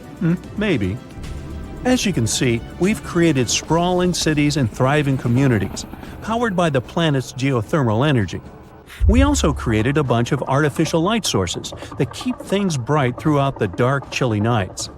Of course, we still have some problems with navigation and timekeeping, but things aren't as dull as they used to be, are they? Overall, living on a rogue planet would definitely have its challenges, but it could also be a pretty exciting way to experience the universe. And who knows? Maybe someday we'll find such a planet and actually turn it into a bustling intergalactic metropolis someday. But until then, let's enjoy and tidy up our dear Earth. One day, you're walking down the street wearing a mask connected to an oxygen tank. There are no clouds in the sky. There have been no clouds anywhere in the world for several months. You notice a girl who is having trouble breathing. You let her borrow your mask so that she can breathe. Then someone screams, "Take cover!" Now there's a loud whistle, and you see some kind of invisible force tearing trees out of the ground and pushing away parked cars. You hide in the nearest house. A strong icy wind sweeps past. All the strange changes in this world are caused by the atmosphere that is turned upside down. So, to understand what would happen if Earth's atmosphere changed so dramatically, we must first understand what an atmosphere is. In simple words, this is a blanket of air covering our planet. It warms us, protects us, and allows us to breathe. The atmosphere has 5 main layers: troposphere, stratosphere, mesosphere, thermosphere, and exosphere. The troposphere is the heaviest. About 80% of the total mass of the atmosphere is here. Clouds, dust, and water particles fly in this first layer. It's filled with more oxygen than the other layers and exerts the strongest atmospheric pressure on us. The fact is that all the air around us has weight. At ground level, it's roughly 15 pounds per square inch. It envelops all material objects, but we don't feel 15 pounds per square inch, or psi, because our internal pressure is equal to that. The air is dispersed in the atmosphere and on the ground. The higher we go, the lower the atmospheric pressure and oxygen levels are. For example, climbers, while ascending a high mountain, use oxygen tanks to help their bodies adapt to the changes in the air. There's artificial pressure inside airplanes to make people feel comfortable during takeoff, landing, and the entire flight. So, the most saturated and, at the same time, the heaviest air is in the first layer. But in an inverted atmosphere, it would be the farthest one from us. The next layer is the stratosphere, and it performs the function of a shield. The stratosphere consists of ozone, which absorbs most of the solar radiation and prevents it from reaching the ground. In simple words, the sun's rays are filtered through the stratosphere. They lose their harmful properties, and our planet receives safe heat. Then the mesosphere comes. You can experience the lowest temperatures in the world in this layer. Atmospheric pressure is low here, but the air is dense enough to burn meteorites passing through the mesosphere. The thermosphere follows the mesosphere. It takes a hot blow from the sun's rays. The temperature here is about 3,600 degrees Fahrenheit, almost 1.5 times higher than in a volcano. And the final layer is the exosphere. This is the last frontier of our atmosphere before open space begins. The pressure here is so weak that gas molecules escape and head toward faraway stars. So here's how everything works in an ordinary atmosphere. The sun's rays shine on the exosphere, where almost nothing happens. Then they heat the thermosphere and pass through the cold mesosphere. Sunlight cools down while filtering through the ozone layer in the stratosphere. After that, its rays pass through the heaviest and densest layer of the troposphere and reaches the ground. And now, let's see how all this would work in an inverted atmosphere. The troposphere, with all the clouds, water, and oxygen, would rise to the top. The sun's rays would burn all the moisture. Clouds would disappear from the sky. Then the sun's rays would cool slightly while passing through the ozone layer. The stratosphere would absorb all the radiation. Then the rays would pass through the cold mesosphere and quickly reach the surface of our planet. The thermosphere and exosphere would have almost no effect on the beams. If our planet had an inverted atmosphere, a massive drought would begin. All the rain clouds would get dispersed in the top layers of the atmosphere, and all the moisture on Earth would start to evaporate and accumulate in the exosphere and thermosphere. Thus, we would get a new troposphere. It would be filled with gases, water particles, and dust. The previous troposphere, which would now be at the very top, would lose its weight and turn into an exosphere. But what would happen to oxygen at this moment? The higher we go, the lower the pressure and the less oxygen. But in the inverted atmosphere, there would be less oxygen and less pressure closest to the surface of the Earth. At first, people would feel as if they were on Mount Everest. Many would lose consciousness or experience severe dizziness. Others would have bad migraines and feel unwell because of dilated blood vessels. But what would happen to people who spend a lot of time climbing high mountains? They would adapt more easily, and the rest would have to do the same in the inverted atmosphere. And when people felt comfortable in such conditions, they would begin to enjoy the benefits. We would feel less air resistance. It would be like a vacuum in space. Cars would drive faster and use less gasoline. People would create trains moving at the speed of sound. While running, we would be less tired. But at the same time, planes would fly much more slowly since they would have to go through thick layers of air. We wouldn't have rain for long periods of time, and it would always be sunny. Instead of bad weather, we would face jet streams. Now these powerful icy winds circulate in the upper layers of the atmosphere. They blow over the top of Mount Everest and pose a serious danger to climbers. When the sun's rays heat the air, it rises and encounters cold winds. They push warm air even higher, where it turns into jet streams. These winds are howling at 70 miles per hour. They can easily rip out a tree or tear off some roofs. We would have to build sturdy houses and shelters to survive this calamity. But in the end, the surface of Earth would warm up and push jet streams up. In other words, even if the atmosphere turned upside down, everything would return to its place sooner or later. Perhaps this would happen in a couple of hundred years or millions of years. In any case, the laws of physics and nature would return our planet to its former state. But all living creatures may not live long enough to see it. But what if the planet's atmosphere was constantly flipping over? This is unlikely to happen on Earth, but one space object in the solar system has an inverted atmosphere. All the solid parts in it evaporate and rise, and the atmosphere sinks and becomes denser. Thus, the ground and the sky on this space body keep switching up. This strange celestial object is Pluto. That used to be a planet. The average distance between Pluto and the Sun is about 3.7 billion miles. It also has an elliptical or oval-shaped orbit, which is also tilted away from the orbits of the other planets. When Pluto comes closer to the Sun, it receives a bit of heat, and this heat is enough to turn the ice on Pluto's surface into gas. The higher this gas rises, the warmer it becomes. This is quite strange because everything happens the other way around on Earth. The higher the air, the colder it is. Now, imagine a world that has no solid surface, but only an atmosphere. This is Jupiter, the largest planet in our system that consists of gases. 90% is hydrogen, and the remaining 10% mostly consists of helium.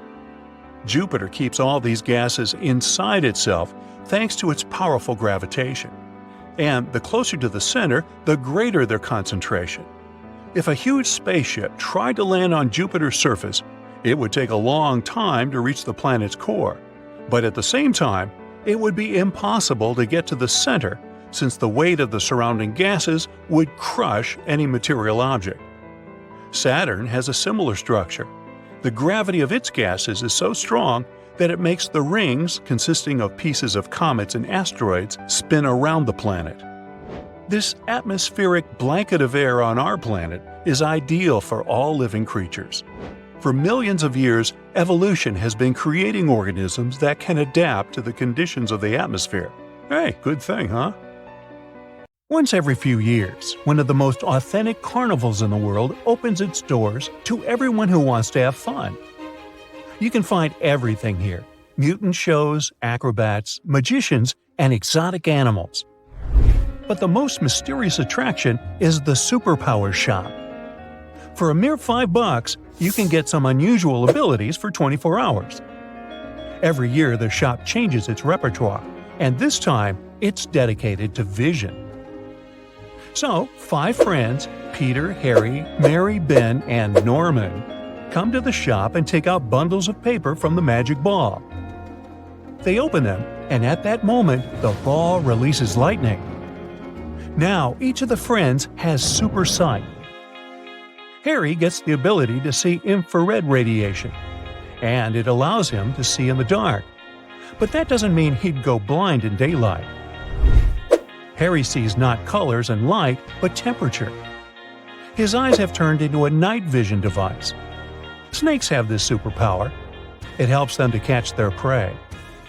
But in some places, such ability can make your life harder. If you come to the North Pole, you will see darkness because of how cold it is there. But if you come to a desert, you may go blind. Harry can see living people and animals from afar, thanks to his infrared vision, but he can't see cold objects up close. Each person's face appears orange, and the tips of their nose and ears have a pale shade, as these are the coldest parts of the body. If Harry gets lost in the woods, he can easily find his way to warmth, as he'll notice any increase in temperature from afar. He enjoys the temperature pattern when the heat from a flame goes up, dissolves in the air, and disappears. Harry sees how the legs of running people glow, as blood circulates rapidly there. A boxer's hands glow, and a swimmer's back glows too. Harry finds walking in warm weather difficult, even when it rains. He can't cook because the frying pan blinds him. But the most dangerous place for Harry is in a sauna. The day ends, and normal vision returns to Harry. Peter can now see an ultraviolet light. And there's nothing cool here at first glance. Ultraviolet is electromagnetic radiation that the sun, computer screens, and some gadgets emit. So Peter can see an unusual glow that slightly irritates his eyes. In the sky, he sees brighter stars and even the glow of distant galaxies. Thanks to ultraviolet light, our skin gets a tan. Peter watches as rays invisible to a normal person fall on the skin and burn it a little. Indoors, there isn't so much ultraviolet light, and Peter's vision gets worse. He doesn't distinguish colors well, and the picture in front of his eyes becomes dim. Peter's eyes stop seeing at night since there's little ultraviolet light. Ordinary light bulbs don't make the situation better for him, but ultraviolet ones do. When Peter is straining, his eyes begin to release ultraviolet light. This means he doesn't need to wash his hands since ultraviolet is a powerful antibacterial agent. Peter can look at his palms and destroy all the germs. Also, he can tell fake bills from real ones and see fingerprints on any object. He would make an excellent detective with such an ability. But one day passes and his vision returns to normal. Mary gets the ability to see radio waves. They're used in radios, satellites, and many other technologies. Almost all gadgets emit these waves, so Mary sees all electronic devices glowing. Earth's magnetic field produces radio waves. The same happens on other planets, so Mary sees Jupiter, Venus, and Mercury in the sky. But not Mars, since it has no magnetic field. Luminous waves fly everywhere, caught by radios and other devices. An ordinary radio receiver intercepts radio waves and converts them into sound. This is how we hear music in live broadcasts. The same thing happens in Mary's brain. Her eyes see radio waves, and her brain converts signals into sounds. And that's the problem. Mary sees radio waves everywhere. Music, voices speaking in different languages, white noise, and advertisements are floating in her head simultaneously. It drives her mad. But as soon as Mary closes her eyes, everything falls silent. So she decides to sleep until her superpower disappears. Ben gets gamma vision. Gamma rays come from the hottest and most energetic objects in the universe.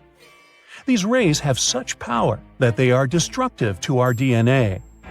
The sun, distant stars, explosions of supernovas, and black holes emit an enormous amount of gamma radiation. But Ben can't see it because our planet's atmosphere doesn't let gamma radiation through. However, even if he went to the ISS, he would still not notice anything because exploding stars are too far away. He can't see gamma radiation on Earth in radioactive areas. He doesn't need to use a dosimeter to determine what level of radiation is near an abandoned nuclear reactor. Ben sees the radioactivity of some objects, which means he can warn people about this danger. An excellent ability for some atomic scientists, but quite useless for an ordinary guy. In some town on a highly radioactive planet, Ben would become the most welcome friend in any company looking for stranger things. He would easily find a clean place with a low level of radiation where people could grow fruit and vegetables. He'd know the most polluted areas and wouldn't let people go there. Also, if there was some radioactive monster hiding in the woods, Ben would know its location thanks to the light emitted by the beast. But in a common town like his, it's a pretty useless feature. Ben waits for 24 hours and gets his normal sight back but feels no difference. So, Norman gets X-ray vision. That doesn't mean he can see through walls. He sees X-rays in a hospital and understands how the whole thing works. Doctors release X-rays from a special machine. The rays pass through our skin, muscles, and tissues, but can't pass through bones. Then, when the rays reach this blue film, there are shadows left by bones. In a normal sense, X-rays work like the sun, but they pass through soft tissues. Norman gains the ability to see how X-rays pass through his body. And if he closes his eyes, he will still see a bright light because his eyelids won't protect him. And that's where the cool tricks end. However, it would be much cooler if he could emit these rays from his eyes. With just a little effort, he'd be able to look at a person and see their skeleton. Norman would be a great doctor or scientist, but using such an ability for a long time is impossible, since X-rays can harm human bodies, especially if you don't have a protective suit. So his superpower disappears after 24 hours. The friends decide to return to the carnival to try something else. They enter the superpower shop, and the magician working there offers them something absolutely fantastic. "Do you want to see all the radiation and waves in the universe?" he asks. "Of course we do," the friends answer. The magician taps the floor 3 times with his cane. Clouds are gathering inside his magic ball. Then lightning bolts fly out of it. An unknown force lifts the friends off the floor.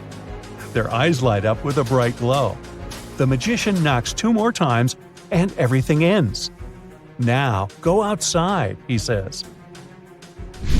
The friends leave the shop and close their eyes because of how bright all colors are. Everything is pulsing with different hues. The sky is shimmering with hundreds of colors.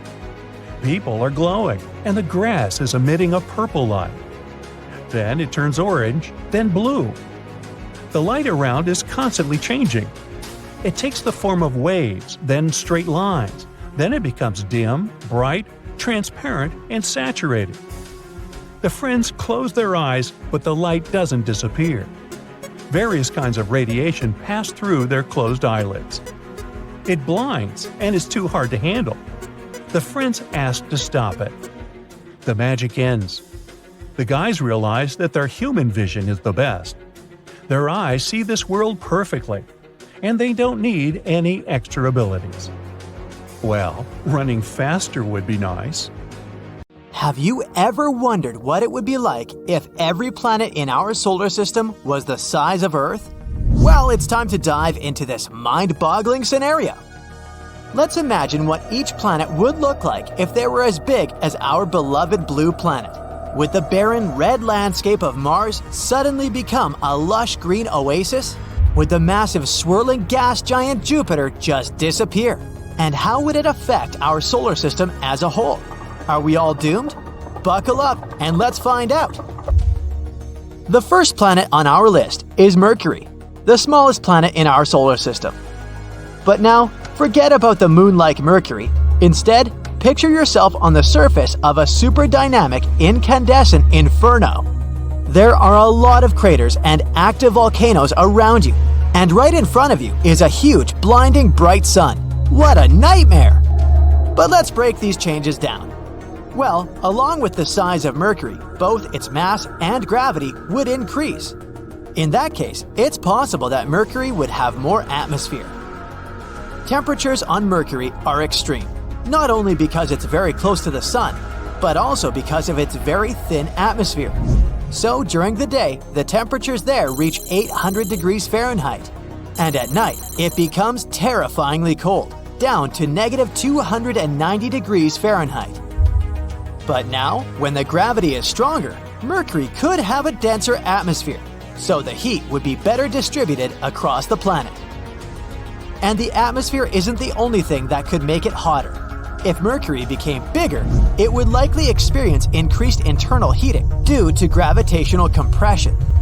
And hypothetically, its tectonic activity could increase. In other words, more interesting landscape, more mountains, and more scary active volcanoes. Congratulations, you've turned Mercury into Venus 2.0. For us, all these changes wouldn't be very pleasant. Now it would become much harder to send our spacecraft there, so it's better for Mercury to stay as it is, small, calm, and boring. Basically, the complete opposite of our next planet, Venus. So what would happen to Venus if it was Earth-sized? Actually, nothing. It wouldn't change at all because Venus is already almost the size of Earth. It's even called the Earth's twin, although twin is a big word, of course. In reality, we couldn't be more different. Venus is often called the morning star because it's so bright and visible in the sky. But don't let its beauty fool you. This planet is one of the most inhospitable places in our solar system. Its surface is hotter than a freshly baked pizza, around 900 degrees Fahrenheit, and it's covered in thick clouds of sulfuric acid that would dissolve any human who tried to visit. So, unfortunately, you won't be planning any trips there anytime soon. So let's move on to a planet that, unlike Venus, could potentially become a new home for us, Mars. Picture yourself standing on Mars's surface, watching the blue sunset and breathing in a refreshing breeze of air. Yes, you read that right, air. Moreover, you could be surrounded by plants, animals, and basically feel like you're on Earth. But how is that possible? Bigger Mars would have a stronger magnetic field and gravity. This would lead to a richer and denser atmosphere. It would likely have a wider range of gases, including oxygen. Wouldn't that be cool? Also, a denser atmosphere could distribute heat across the planet, so Mars would become much warmer and cozier. And here comes the most important change: liquid water. Mars actually has some frozen water at its poles and in subsurface reservoirs.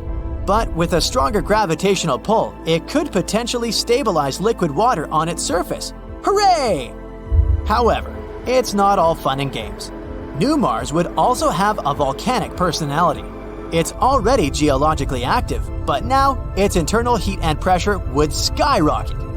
That means more frequent and more crazy volcanic eruptions. Imagine how exciting it would be to witness such eruptions on another planet, if you manage to escape the consequences. In general, the planet could become greener and lusher, but not safer, although it would still be great to see it. But it's time to move on to the giants of our solar system. And if we're enlarging the planets before, now it's time to squeeze them really, really hard. If Jupiter became 11 times smaller, Oh boy, what a disaster that would be. The first thing we'd notice is a change in gravity. And I say we'd notice because now we'd have no choice but to move somewhere. Jupiter experiences from 30 to 100 collisions with large asteroids per year. No big deal, all because of its strongest gravity, which attracts them all and protects us. But now our big protective brother has turned into a small baby. Say hi to a bunch of asteroids. Oh, and say bye-bye to Jupiter. This planet is known for its thick, swirling atmosphere. But with a weaker gravitational pull, Jupiter would probably have a hard time holding on to it. So over time, it would slowly escape into space, leaving behind a thin atmosphere composed mainly of nitrogen and oxygen. We'll also have to bid farewell to the iconic appearance of another giant, Saturn. The most noticeable difference would be the disappearance of its famous rings. Made up of small particles of ice and rock, the rings are a unique feature of Saturn. But with Earth's gravity, they would either fall onto the planet or scatter into space. Bummer. Saturn is also a gas giant, just like Jupiter. Its atmosphere is made up of mostly hydrogen and helium. But if it were Earth-sized, its gases would be compressed due to the increased gravity. This would make it much denser. That means Saturn's overall size and shape would change. Theoretically, if we squeeze Saturn hard, it could potentially become a brown dwarf. It's a type of failed star that lacks the mass to sustain nuclear fusion, but emits heat and light. So, Saturn could stop being a planet altogether. The weather on it would probably have changed too. All its crazy storms, such as the famous hexagonal storm at its North Pole, would have become weaker and calmer. The next giant is Uranus. Let's try to compress this poor fella. First off, the surface gravity on Uranus would be much weaker than it is now. Its atmosphere might also change. If Uranus was smaller, it could have a thinner atmosphere and different gases altogether. This planet is pretty chilly, with an average temperature of -353 degrees Fahrenheit. Ugh. But if it was the size of Earth, it might actually warm up a bit due to its reduced volume to surface area ratio. Don't get too excited though, it would still be way colder than the coldest spots on Earth. As you can see, gas giants don't easily go through all this shrinking, except perhaps one of them. Surprisingly, small Neptune would become much friendlier. For starters, it would probably be a rocky planet with a tiny atmosphere. That means no more gas giant, but instead, a planet that's easier for humans and critters alike to live and move around on. Speaking of movement, because of the smaller size, the gravity on this new Neptune would be almost the same as Earth's, making it a heck of a lot easier to walk and jump around. No more floating away into space. Now, the atmosphere of the original Neptune is so thick you could barely see your hand in front of your face. And the surface pressure is about 100 times that of Earth's atmosphere. But our new Neptune would be much different, with a much thinner and less dense atmosphere. It would still have some methane, water, and ammonia in it, but nowhere near as much as before. Finally, the temperature. The current Neptune is freezing, with an average temperature of about -370 degrees Fahrenheit. But if it was the same size as Earth, it would likely be much warmer, just like Uranus. Ah, that's more like it. What a planet that would be. That's it for the changes in the planets. But what would happen to the entire solar system if we made all the planets so small? It's hard to predict, but it's clear that their gravity and orbits could change a lot.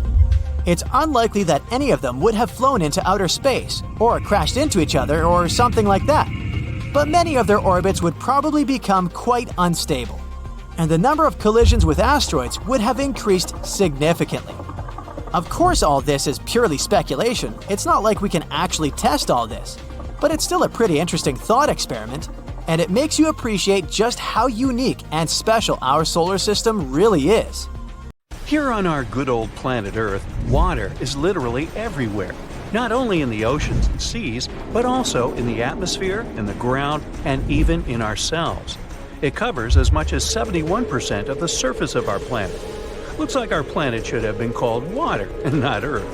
But what would happen if water and land were distributed equally? What if half of the planet became land and the other half was water? Well, let's find out. First of all, let's discuss what we mean by equally. Despite all the things mentioned earlier, there's actually not so much water on our planet. Yeah, if you collected it all in one giant drop, it'd be slightly larger than the United States in size. And all this amount of water would only be 0.02% of the total mass of Earth. So, it turns out that all these horrifying unexplored ocean depths are basically nothing. And now, just imagine if we changed the composition of our planet by leveling the volume of water and land. What would happen then? Then, we'd get a very creepy ocean planet. The planet would look like one boundless ocean. It'd be very unlikely that you'd find even a couple of small islands on it. And if you did find them, they'd probably be the tops of huge underwater mountains. This world would be practically uninhabitable. If you were on its surface, you wouldn't be able to see the sun or anything else in the sky.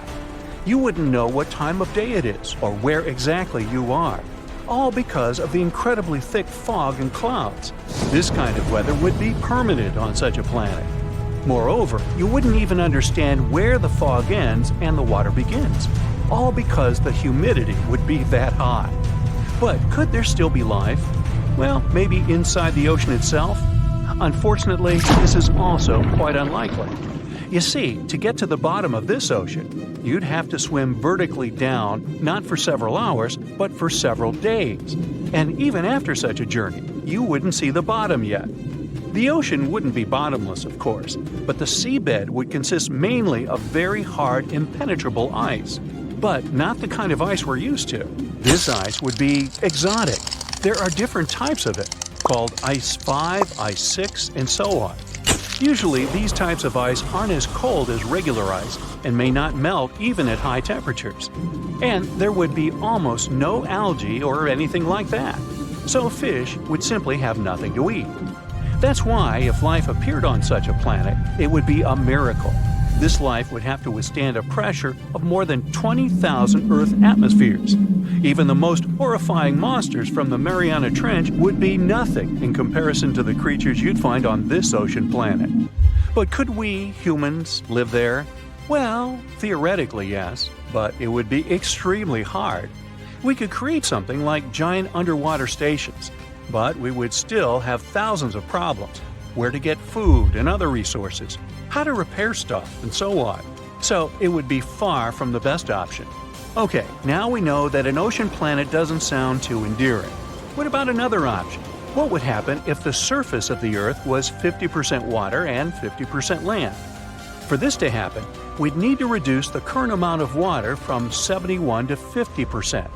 In this case, the sea level would drop by about 2 miles, and a quarter of our planet would become dry land. Although it doesn't sound like much, the consequences would be disastrous.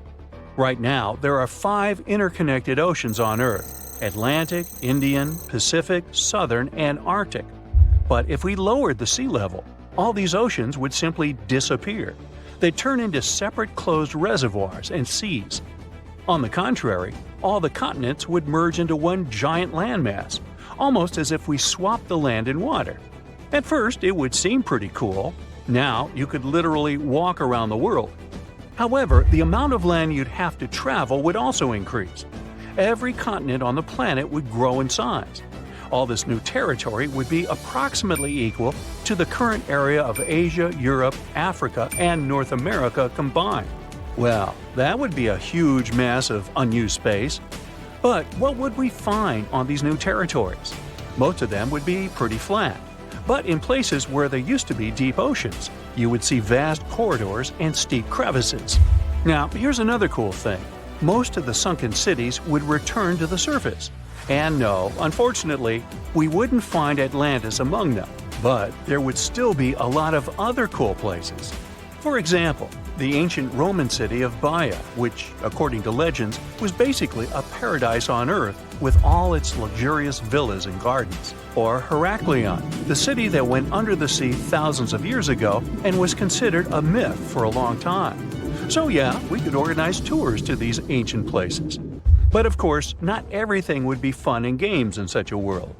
Due to a severe loss of water, ocean currents would be disrupted, and this would lead to very serious climate problems.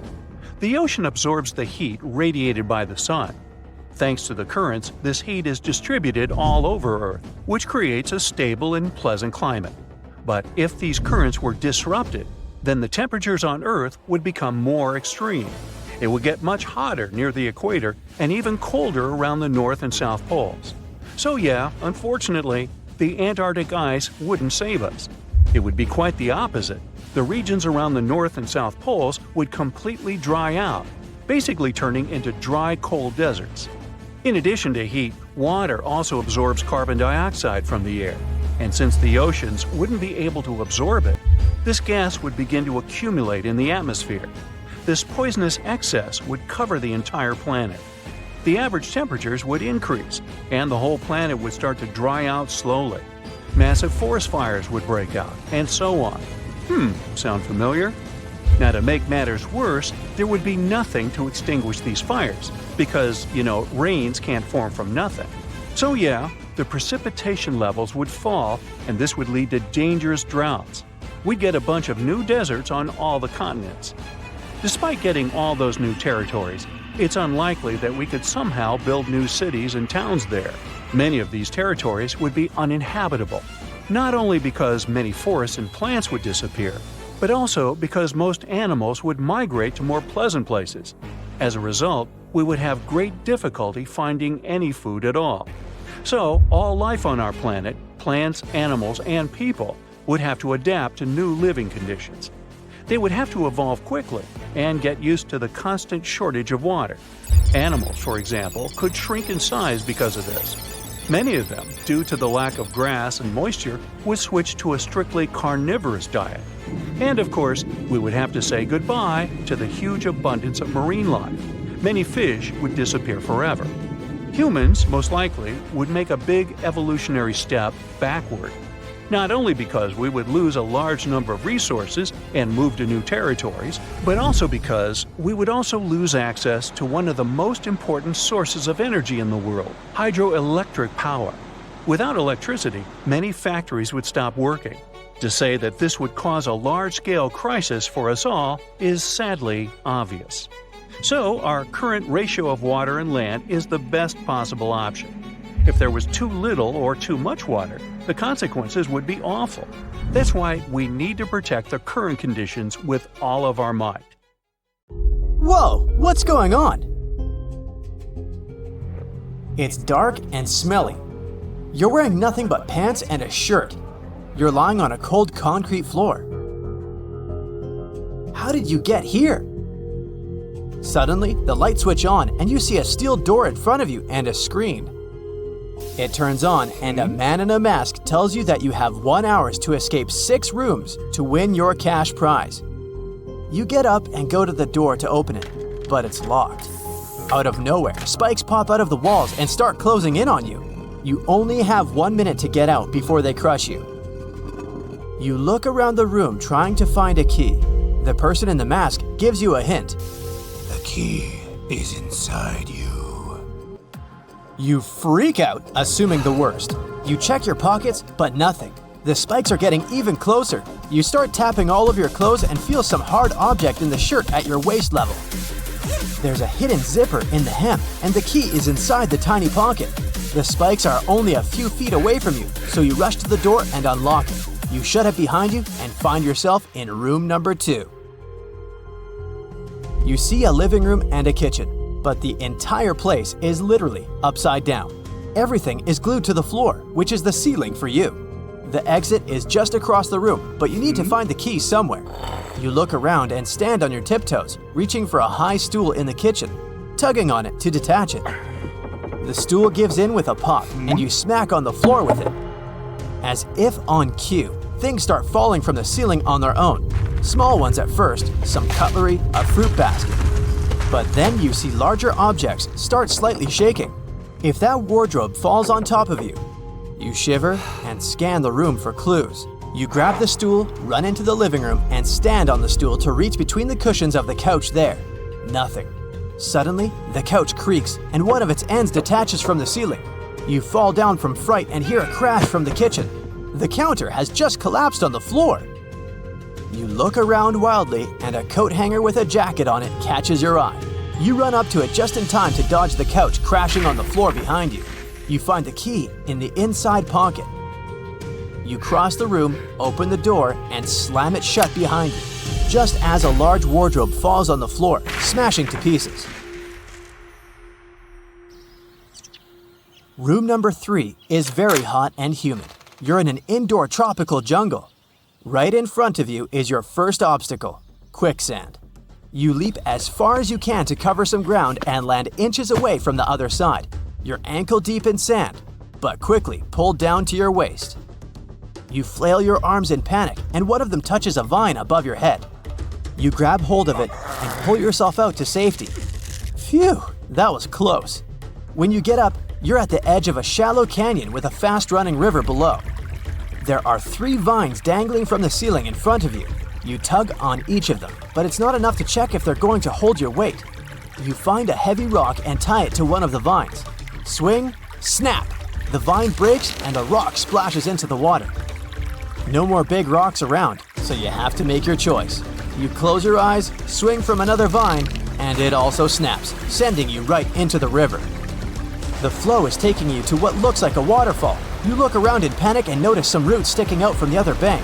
You grab a hold of them in a last-minute effort and pull yourself out of the water.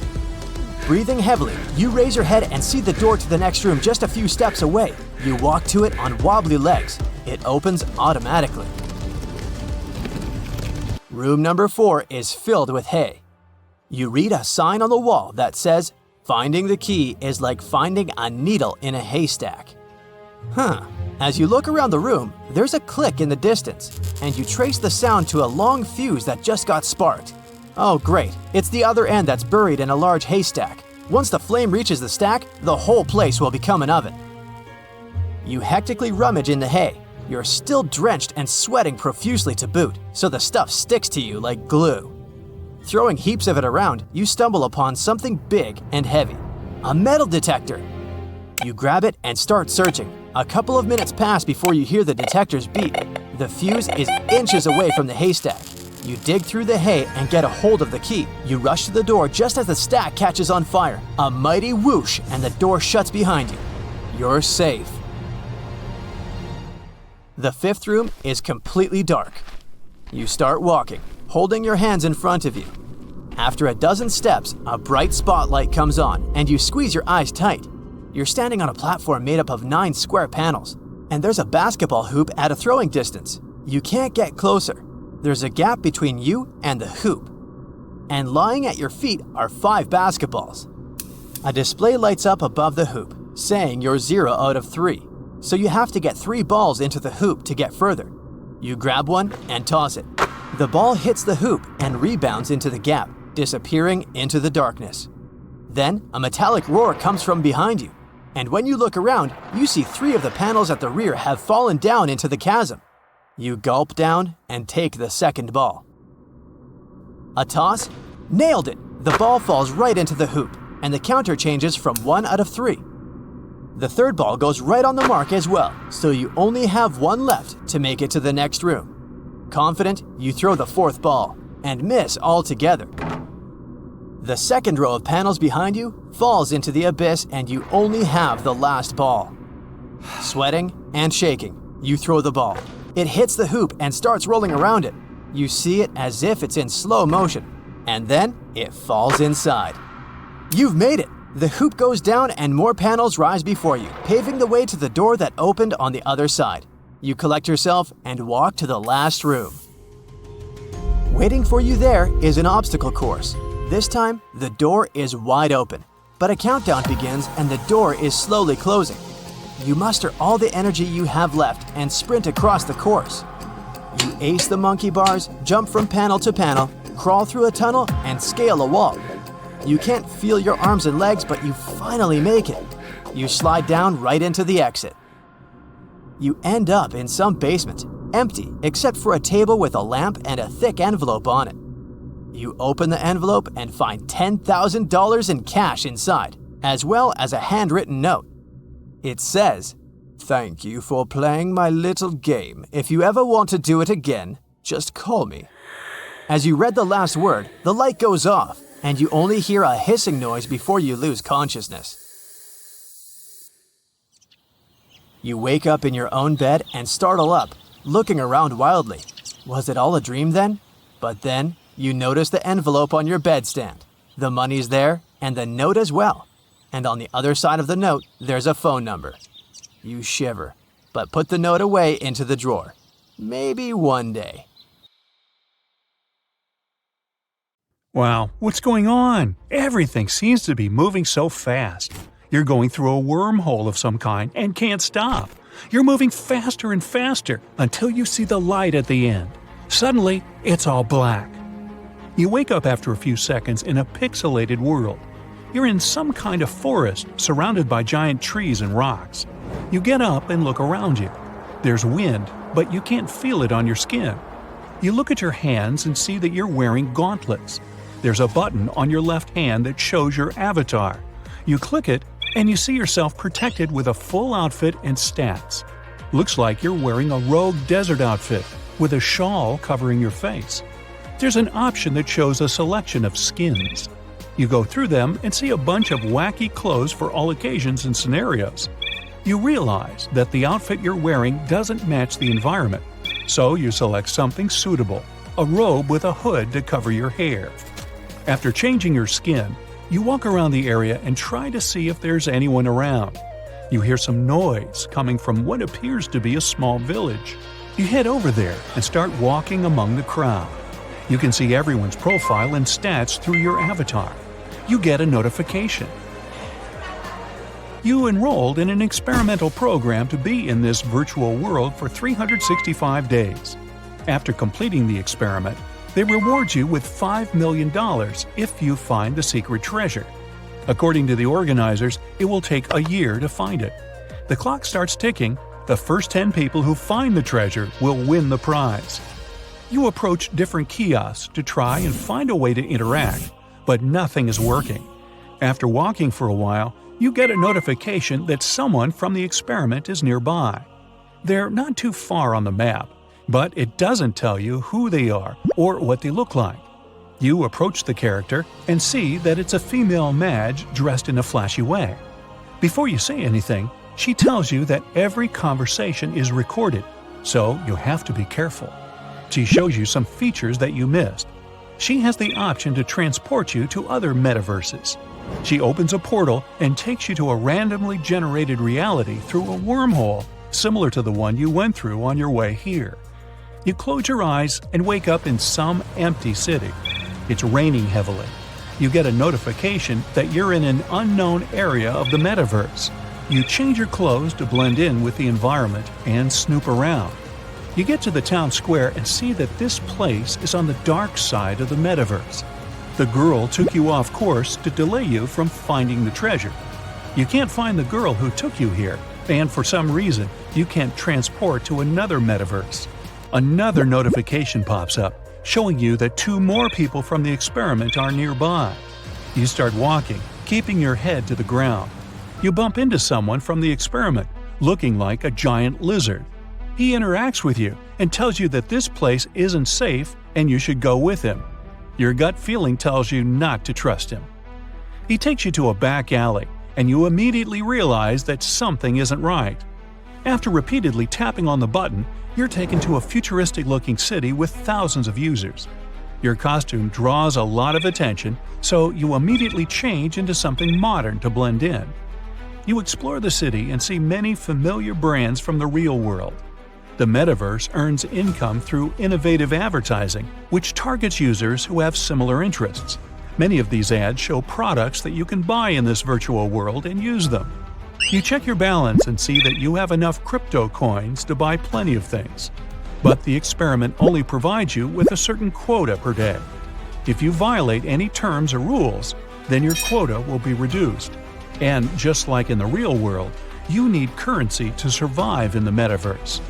You don't need food or water here. In this world, they want you to buy advertised items to progress. You find out that there are other people in the experiment attending an exclusive party with some celebrities, But the only way to get inside is to buy a special pair of shoes as NFTs.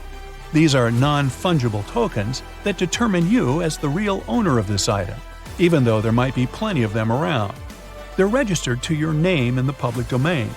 The big problem is that they cost a lot. You can't wait until your quota increases, so you find a creative way to enter. After a while, you see someone who is about to attend the party and engage with him. He accepts, and you propose trading one of your valuable skins for his shoes. After negotiating, he finally agrees, and you get the shoes to enter. You're automatically accepted and try to mingle. The theme of the party is hip-hop, so you change skins for the occasion and try to find more people like you. No luck. You find an ornament, which is your first clue to getting closer to the prize. The people at the party notice that you're in the experiment and try to kick you out. But after dodging the security, you grab the ornament and break into safety.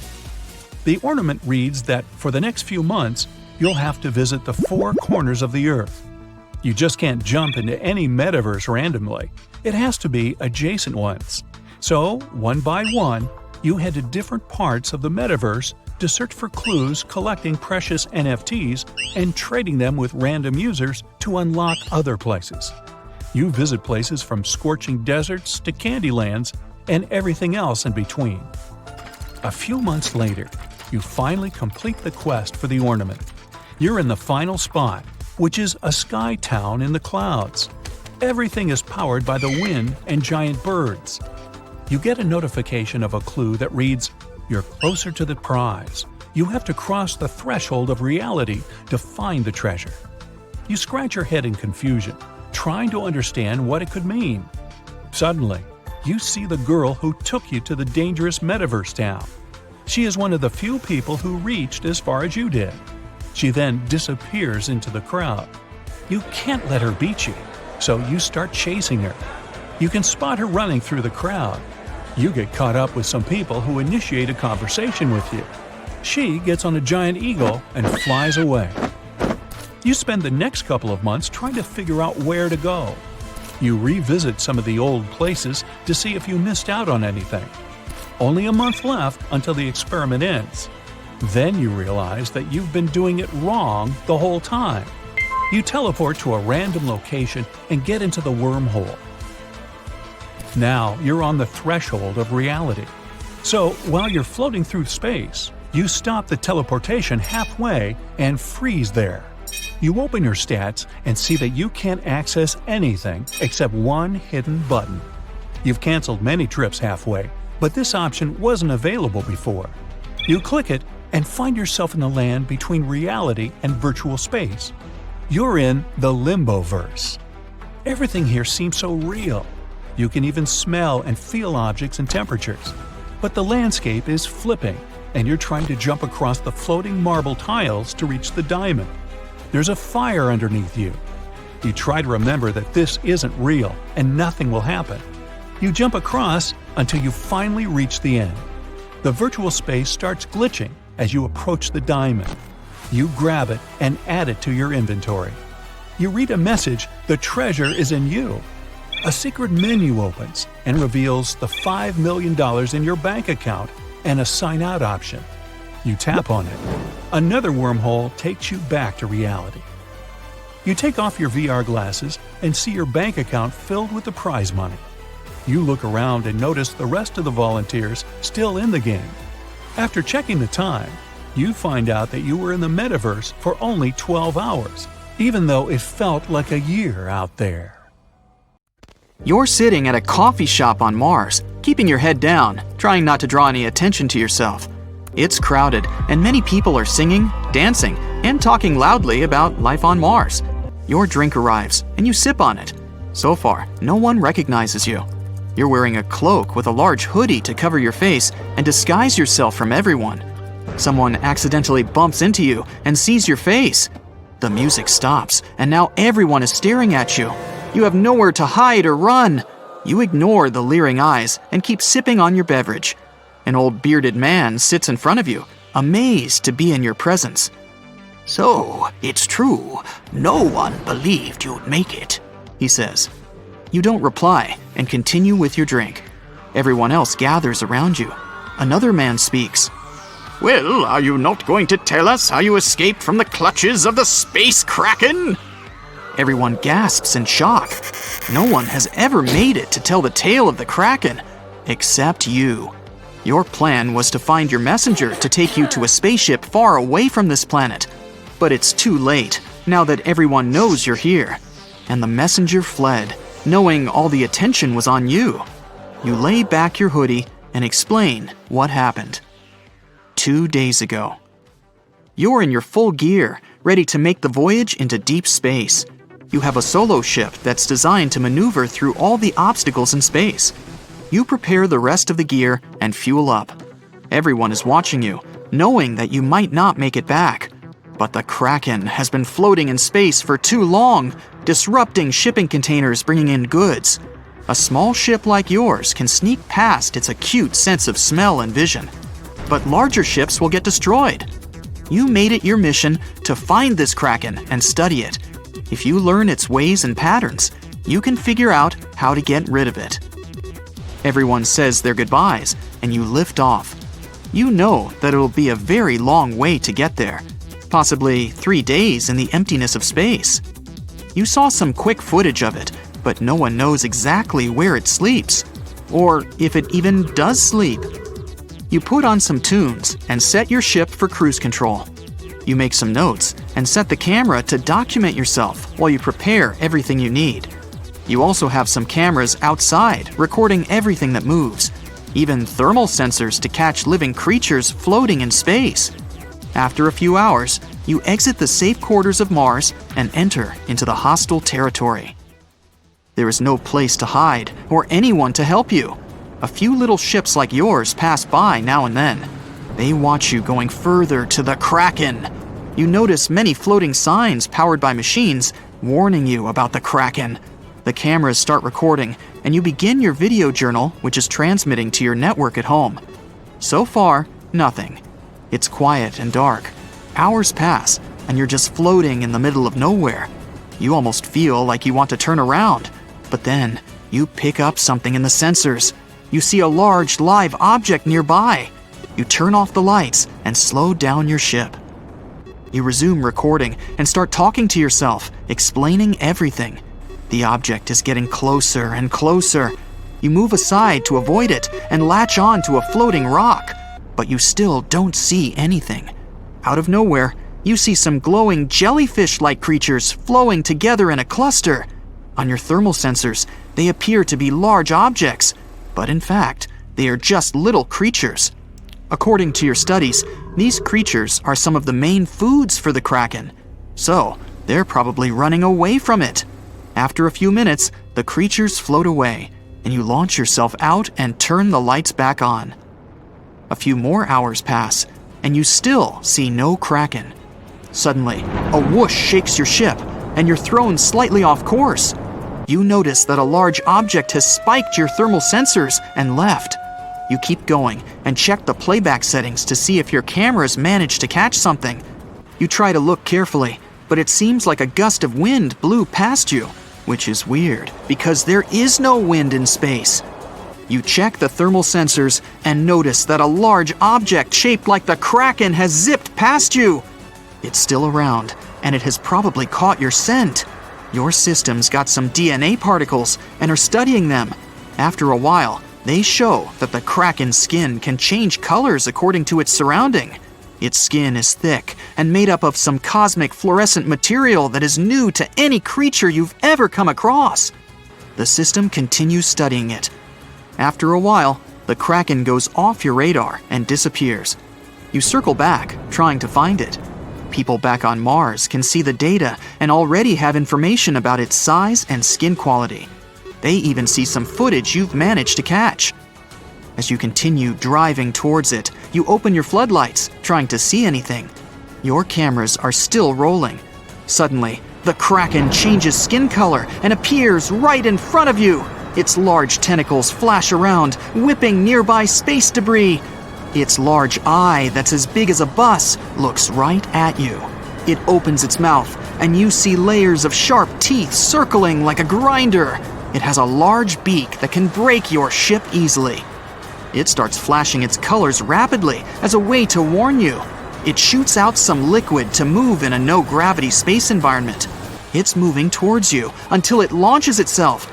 Your ship has an auto force field for protection, but it can't sustain the powerful bite of the kraken. After only a few seconds, the shield breaks and your ship spirals down to another planet. You crash-landed in a swampy land. Your ship has survived, but it can't take off. The analysis of the kraken is ready.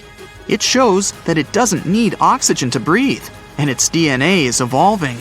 Now that it got a bite of your force field, it can adapt itself to create a bioforce field of a similar nature. But you crashed on a planet that is foreign to you.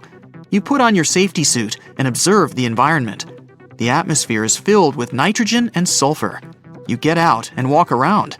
It has similar gravity to that of Earth. As you venture through the swamp, you start seeing little skin particles similar to those your ship has caught. The liquid below you is some foreign substance that seems to be deteriorating your suit, so you opt to hover. The trees are strange and seem to be living off the atmosphere, but there is no sign of life anywhere. Suddenly, you see a huge crater that leads to the center of the planet. You enter it and see some ships similar to yours. It seems that the kraken knocked them off course, and they all crash-landed on this planet. Many of them seem to be intact, while others are completely obliterated. Your sensors pick up another reading. It senses another creature dwelling in the center. You try to get closer. You're doing your best to be as gentle as possible, but you feel the ground shaking below you. You duck down and try to avoid the rocks falling overhead. A large tentacle pops out of nowhere, and then another and another. It swings itself out and crawls in the open. According to your system's studies, this kraken is 10 times larger and even looks different. It doesn't spot you, but it can sense that you're around. It starts thrashing the planet, trying to find you. It knocks your ship. You try to find a way to start it, but it's missing a piece. You find another abandoned ship and take out the part that you need and put it on your ship. Your suit has an auto repair function that allows you to fix your ship without the tools. After a few minutes, it's ready for takeoff. You power up your ship, even though it's damaged, and lift off. You manage to sneak past the kraken. Everyone at the coffee shop is silent. Many don't believe your stories. They had stopped receiving live transmissions before you were knocked off by the space kraken. Out of nowhere, an alarm rings and warns that the kraken has arrived. Everyone rushes off in a panic. You hear a voice in your head. It's a bunch of gibberish, but you start getting visions of the kraken talking to you. It knows you're here, and it's coming for you. Michael is running down the street. He's in an absolute nightmare that has become a reality. He's passing by people. Their faces are strange, but Michael doesn't have time to see them. His heart is about to jump out of his chest. He runs into a dark alley, crashes against a trash can, and falls. He notices posters of people hanging on the walls. All those folks have insanely wide mouths. Huge triangular teeth protrude from these mouths. Michael gets up and sees two people on his way. They're a man and a woman. They look at Michael and smile with their big mouths exposing sharp daggers instead of teeth. They're slowly approaching Michael and smiling wider and wider. In their eyes, Michael sees nothing but an unquenchable hunger that they will probably satisfy in the next few seconds. Michael is about to pass out. But let's go back 20 minutes in time to find out what's happening here. A megalodon tooth is similar to a white shark's tooth, but much bigger. The average size is about the size of an adult's palm. An ordinary person has 32 teeth. So, how big should a mouth's size be to fit 32 palms in 2 rows? It would definitely be a big mouth. That's what Michael thought, holding a megalodon tooth that he found last year off the coast of Florida. Archaeology is one of Michael's hobbies, but his main hobby has always been science. Michael has created a project that can simulate different ways of evolution. Millions of terabytes of data, hundreds of thousands of scientists around the world, dozens of research centers. All of this is needed to create the unique simulation program, and that's how it works. You can check any hypothesis with a computer. For example, You want to know what the world would look like without birds. The program studies all the data about birds' evolution and planet history. Then, it creates an accurate simulation based on this data. Michael puts on special glasses. The lenses connect to his brain through his eyes, and Michael moves into the virtual world. People live without airplanes on the planet without birds because they had no one to inspire them to invent aviation. This world isn't highly developed since people are divided by distance. Michael's sleeping body is in the lab, but his brain is sure he's in another world. After an hour, the program will disconnect Michael from the simulation automatically. Michael holds the big tooth and says out loud, "What if people had megalodon teeth?" He forgets he's wearing the glasses. The program recognizes Michael's speech and starts working. Theoretically, such a world is impossible. Michael believes the program won't succeed, but it successfully creates a simulation. It sends him there. Now, he needs to survive in a world with toothy people for an hour. Two of them are approaching Michael. They're reaching out to him with their hands. Michael closes his eyes. He's afraid of physical sensations. His brain doesn't know that Michael is in a simulation, so the pain will be real. Hey, dude, are you okay? The man asks. What scared you so much? The woman worries. Michael looks at them in surprise and replies, "You!" Toothy people look at each other and start laughing. They tell Michael that he is in the safest place in the universe. It's a planet inhabited by the kindest people. Michael doesn't believe them. "Why do you have such teeth? And why are you so kind?" he asks. Millions of years ago, when megalodons dominated the ocean, the Ice Age didn't happen. Giant sharks continued to swim in warm waters around the world. They multiplied more and more, and the population of all other marine life began to decrease. Then, the seas ran out of food. Ordinary fish swam away in shallow water to escape from megalodons. Then, they came out of the water for thousands of years. Big sharks also wanted to survive, so they started to come out of the ocean too. They evolved into upright creatures. Their fin and fishtail disappeared. Megalodons grew arms and legs, and their spine became straight. But something hadn't changed: their jaws. They were the most formidable animals in the ocean, and then they became the most dangerous creatures on land. No one could move them from the top of the food chain. Upright sharks began to spread all over the planet, even in the north. They adapted to the cold climate. Their smooth skin began to grow fur. They survived several cold eras, as well as times of drought. They became kings of the world, thanks to their sharp teeth and massive jaws. The anatomy of their bodies continued to change. Their skin became flakier. Hair began to grow on their heads. Nails appeared on their fingers. They completely turned into human beings, with giant mouths filled with sharp teeth. There was another thing they inherited from ancient sharks: a thirst for blood. The aggressive nature and desire to seize as much land as possible made these people the destroyers of the planet. They exterminated almost all other species of animals. Then they began to fight with each other. There were no winners in this planetary conflict. The world famine began. The descendants of the ancient sharks could no longer get enough food because their unquenchable thirst destroyed all other animals. And when toothy people were on the verge of complete disappearance, when they nearly lost hope, they suddenly realized that life was possible only in harmony and happiness. People spent the next 1,000 years rebuilding the entire planet. They put laws in place restricting food consumption. Then, they created artificial meat. It was a difficult transition, but they coped. They've banned conflict and hate. They restored the wild animal world and developed a new civilization. They learned to solve any problems by supporting each other. Their aggressive nature became hidden deeply in their souls, but the big mouth and sharp teeth remained. These people seemed to be dangerous and ferocious monsters from the outside, especially when they smile. But behind this toothy smile, there's a kind and sympathetic heart. For millions of years, they had been using their teeth to, well, you know. Now, they use these powerful jaws to process wood and cut metals. They also use their teeth as pliers.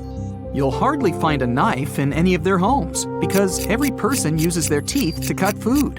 They don't make axes. People can chop wood with their jaws. Cold, heat, metals, wood, glass, None of this could damage shark mouths. But then, they discovered sugar. Cakes, sweets, and milk chocolate caused them some serious dental problems. Hundreds of dentists in each city were not enough to solve this issue. People were so dependent on their teeth that they had to become dentists themselves. Every citizen learned basic dentistry courses to be able to treat cavities on their own. The teeth culture had spread far beyond dental services. People started getting tattoos on their teeth. Many jaws look like canvases with colorful patterns and paintings. Someone covers their teeth with phosphorus. Just imagine this smile glowing in the dark. People train their jaw muscles with special devices, mouth expanders. They put rubber pads on their teeth and then chew rubber balls to gain muscles. In addition to manicure and pedicure salons, people also visit salons for teeth sharpening. The sharper and stronger the teeth are, the kinder the people become. They always remember that even minor aggression can lead to big conflicts. It's like a match falling into a barrel of gasoline. That's why all people practice meditation and other techniques to be in harmony and peace. They're all very neat and like to take care of themselves. They love cosmetics and a healthy lifestyle. They never argue and never take risks. They always follow the rules. These people rarely get injured. Everyone lives in complete safety. They don't even have locks on their doors.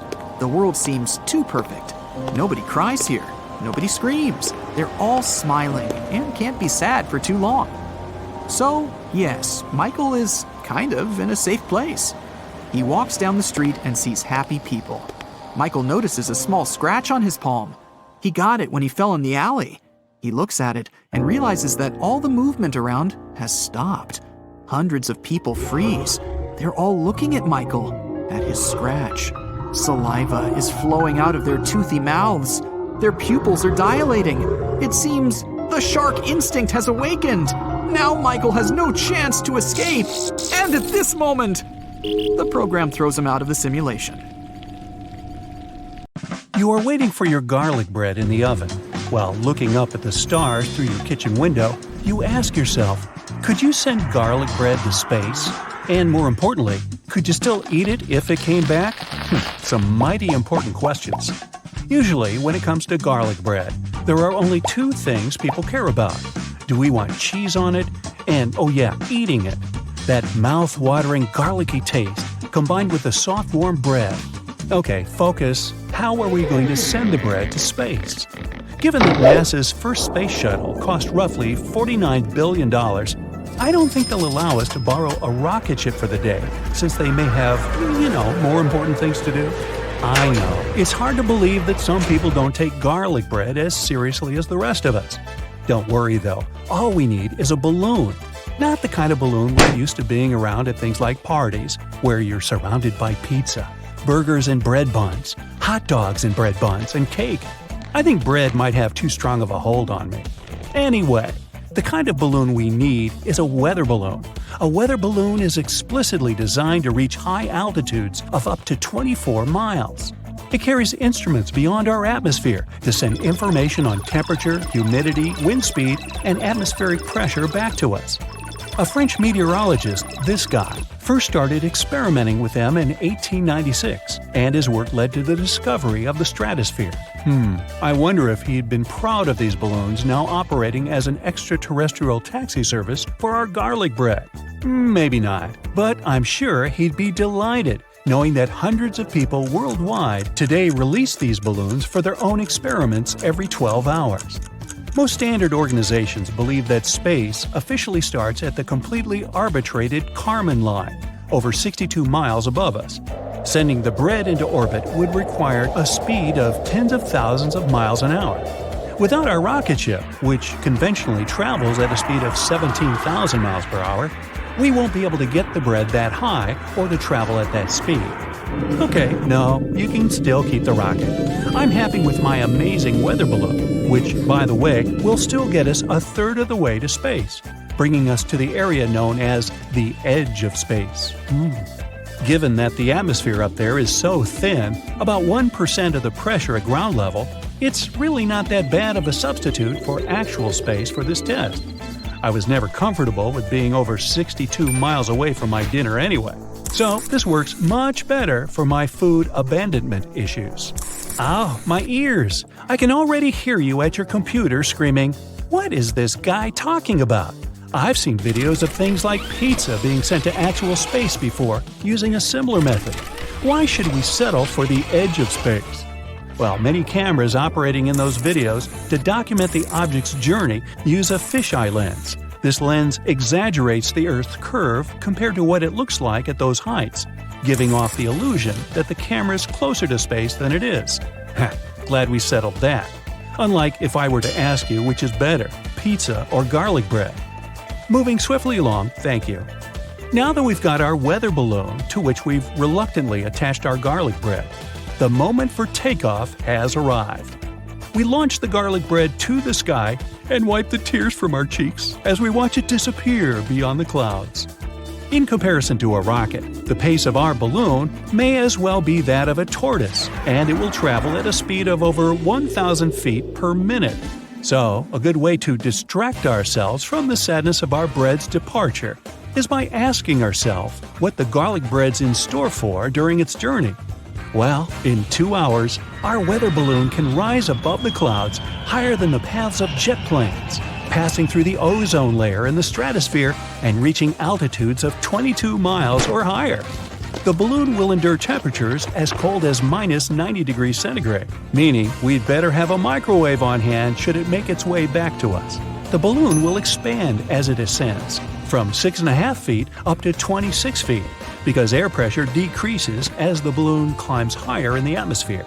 What happens next would be a truly satisfying experience were my food not being put at risk as a result. Our weather balloon pops. And just like that, our garlic bread will begin the descent from the skies. Wind conditions dictate how far from the launch site the bread will land, but we can expect it to turn up no more than 75 miles away. As is the case for experiments with weather balloons, a parachute is attached to the cargo, which will help ensure the bread's safe return and a reunion with its best friend, my stomach. Some say it's a one-sided friendship. Even though it's this stomach of mine that's currently making animal noises from starvation. It's actual animals who now pose a threat as potential predators of snatching our dinner. Engineers have designed packaging for exercises like this, equipped with GPS and a servo. This packaging will close shut approximately 3,280 feet above the ground. It will protect the garlic bread from unwanted landing spots and the various jaws of the animal kingdom, dramatically increasing the likelihood of being able to eat the garlic bread if we can relocate it. In all actuality, weather balloons used for experiments like this are doing more damage to wildlife and nature than vice versa. Marine animals like turtles often mistake the remains of weather balloons in the water for jellyfish and eat them, thinking that they've just got themselves an easy meal. This is damaging for these animals, given the components of these weather balloons contain rubber and battery acid. Arguments have been put forth that weather balloon testing is ultimately another form of littering. If this video inspires you to try and send some food to space using balloons, keep this in mind. So, the hunt is now on, not for any wild animals, but ourselves. What's that saying though?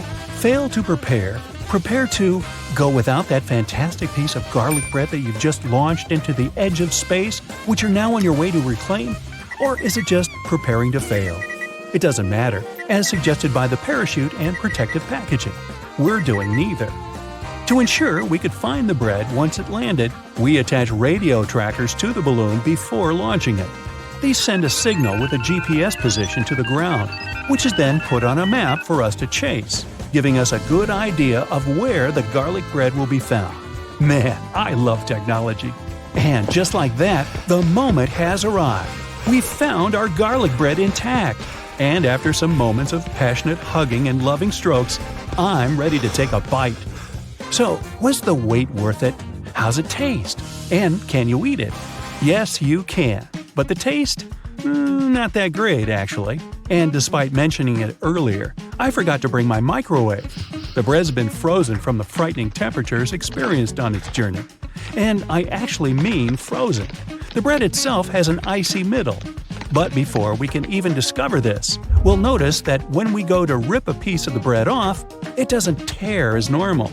Instead, it snaps off, as if we've just broken a piece off a twig. We can even hear the clicking noise. My warm, soft bread is no more. You'd be better off keeping this for dessert in the event you run out of frozen ice cream. On second thought, let's just throw it in the trash.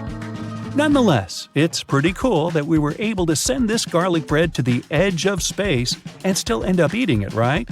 Before I pass out from starvation, I'm going to the store to buy some more, which I definitely won't be sending to space. Why don't you let us know in the comments if there's any food you'd like to send to space for seasoning before eating? That's it for today. So hey, if you pacified your curiosity, then give the video a like and share it with your friends. Or if you want more, just click on these videos and stay on the bright side.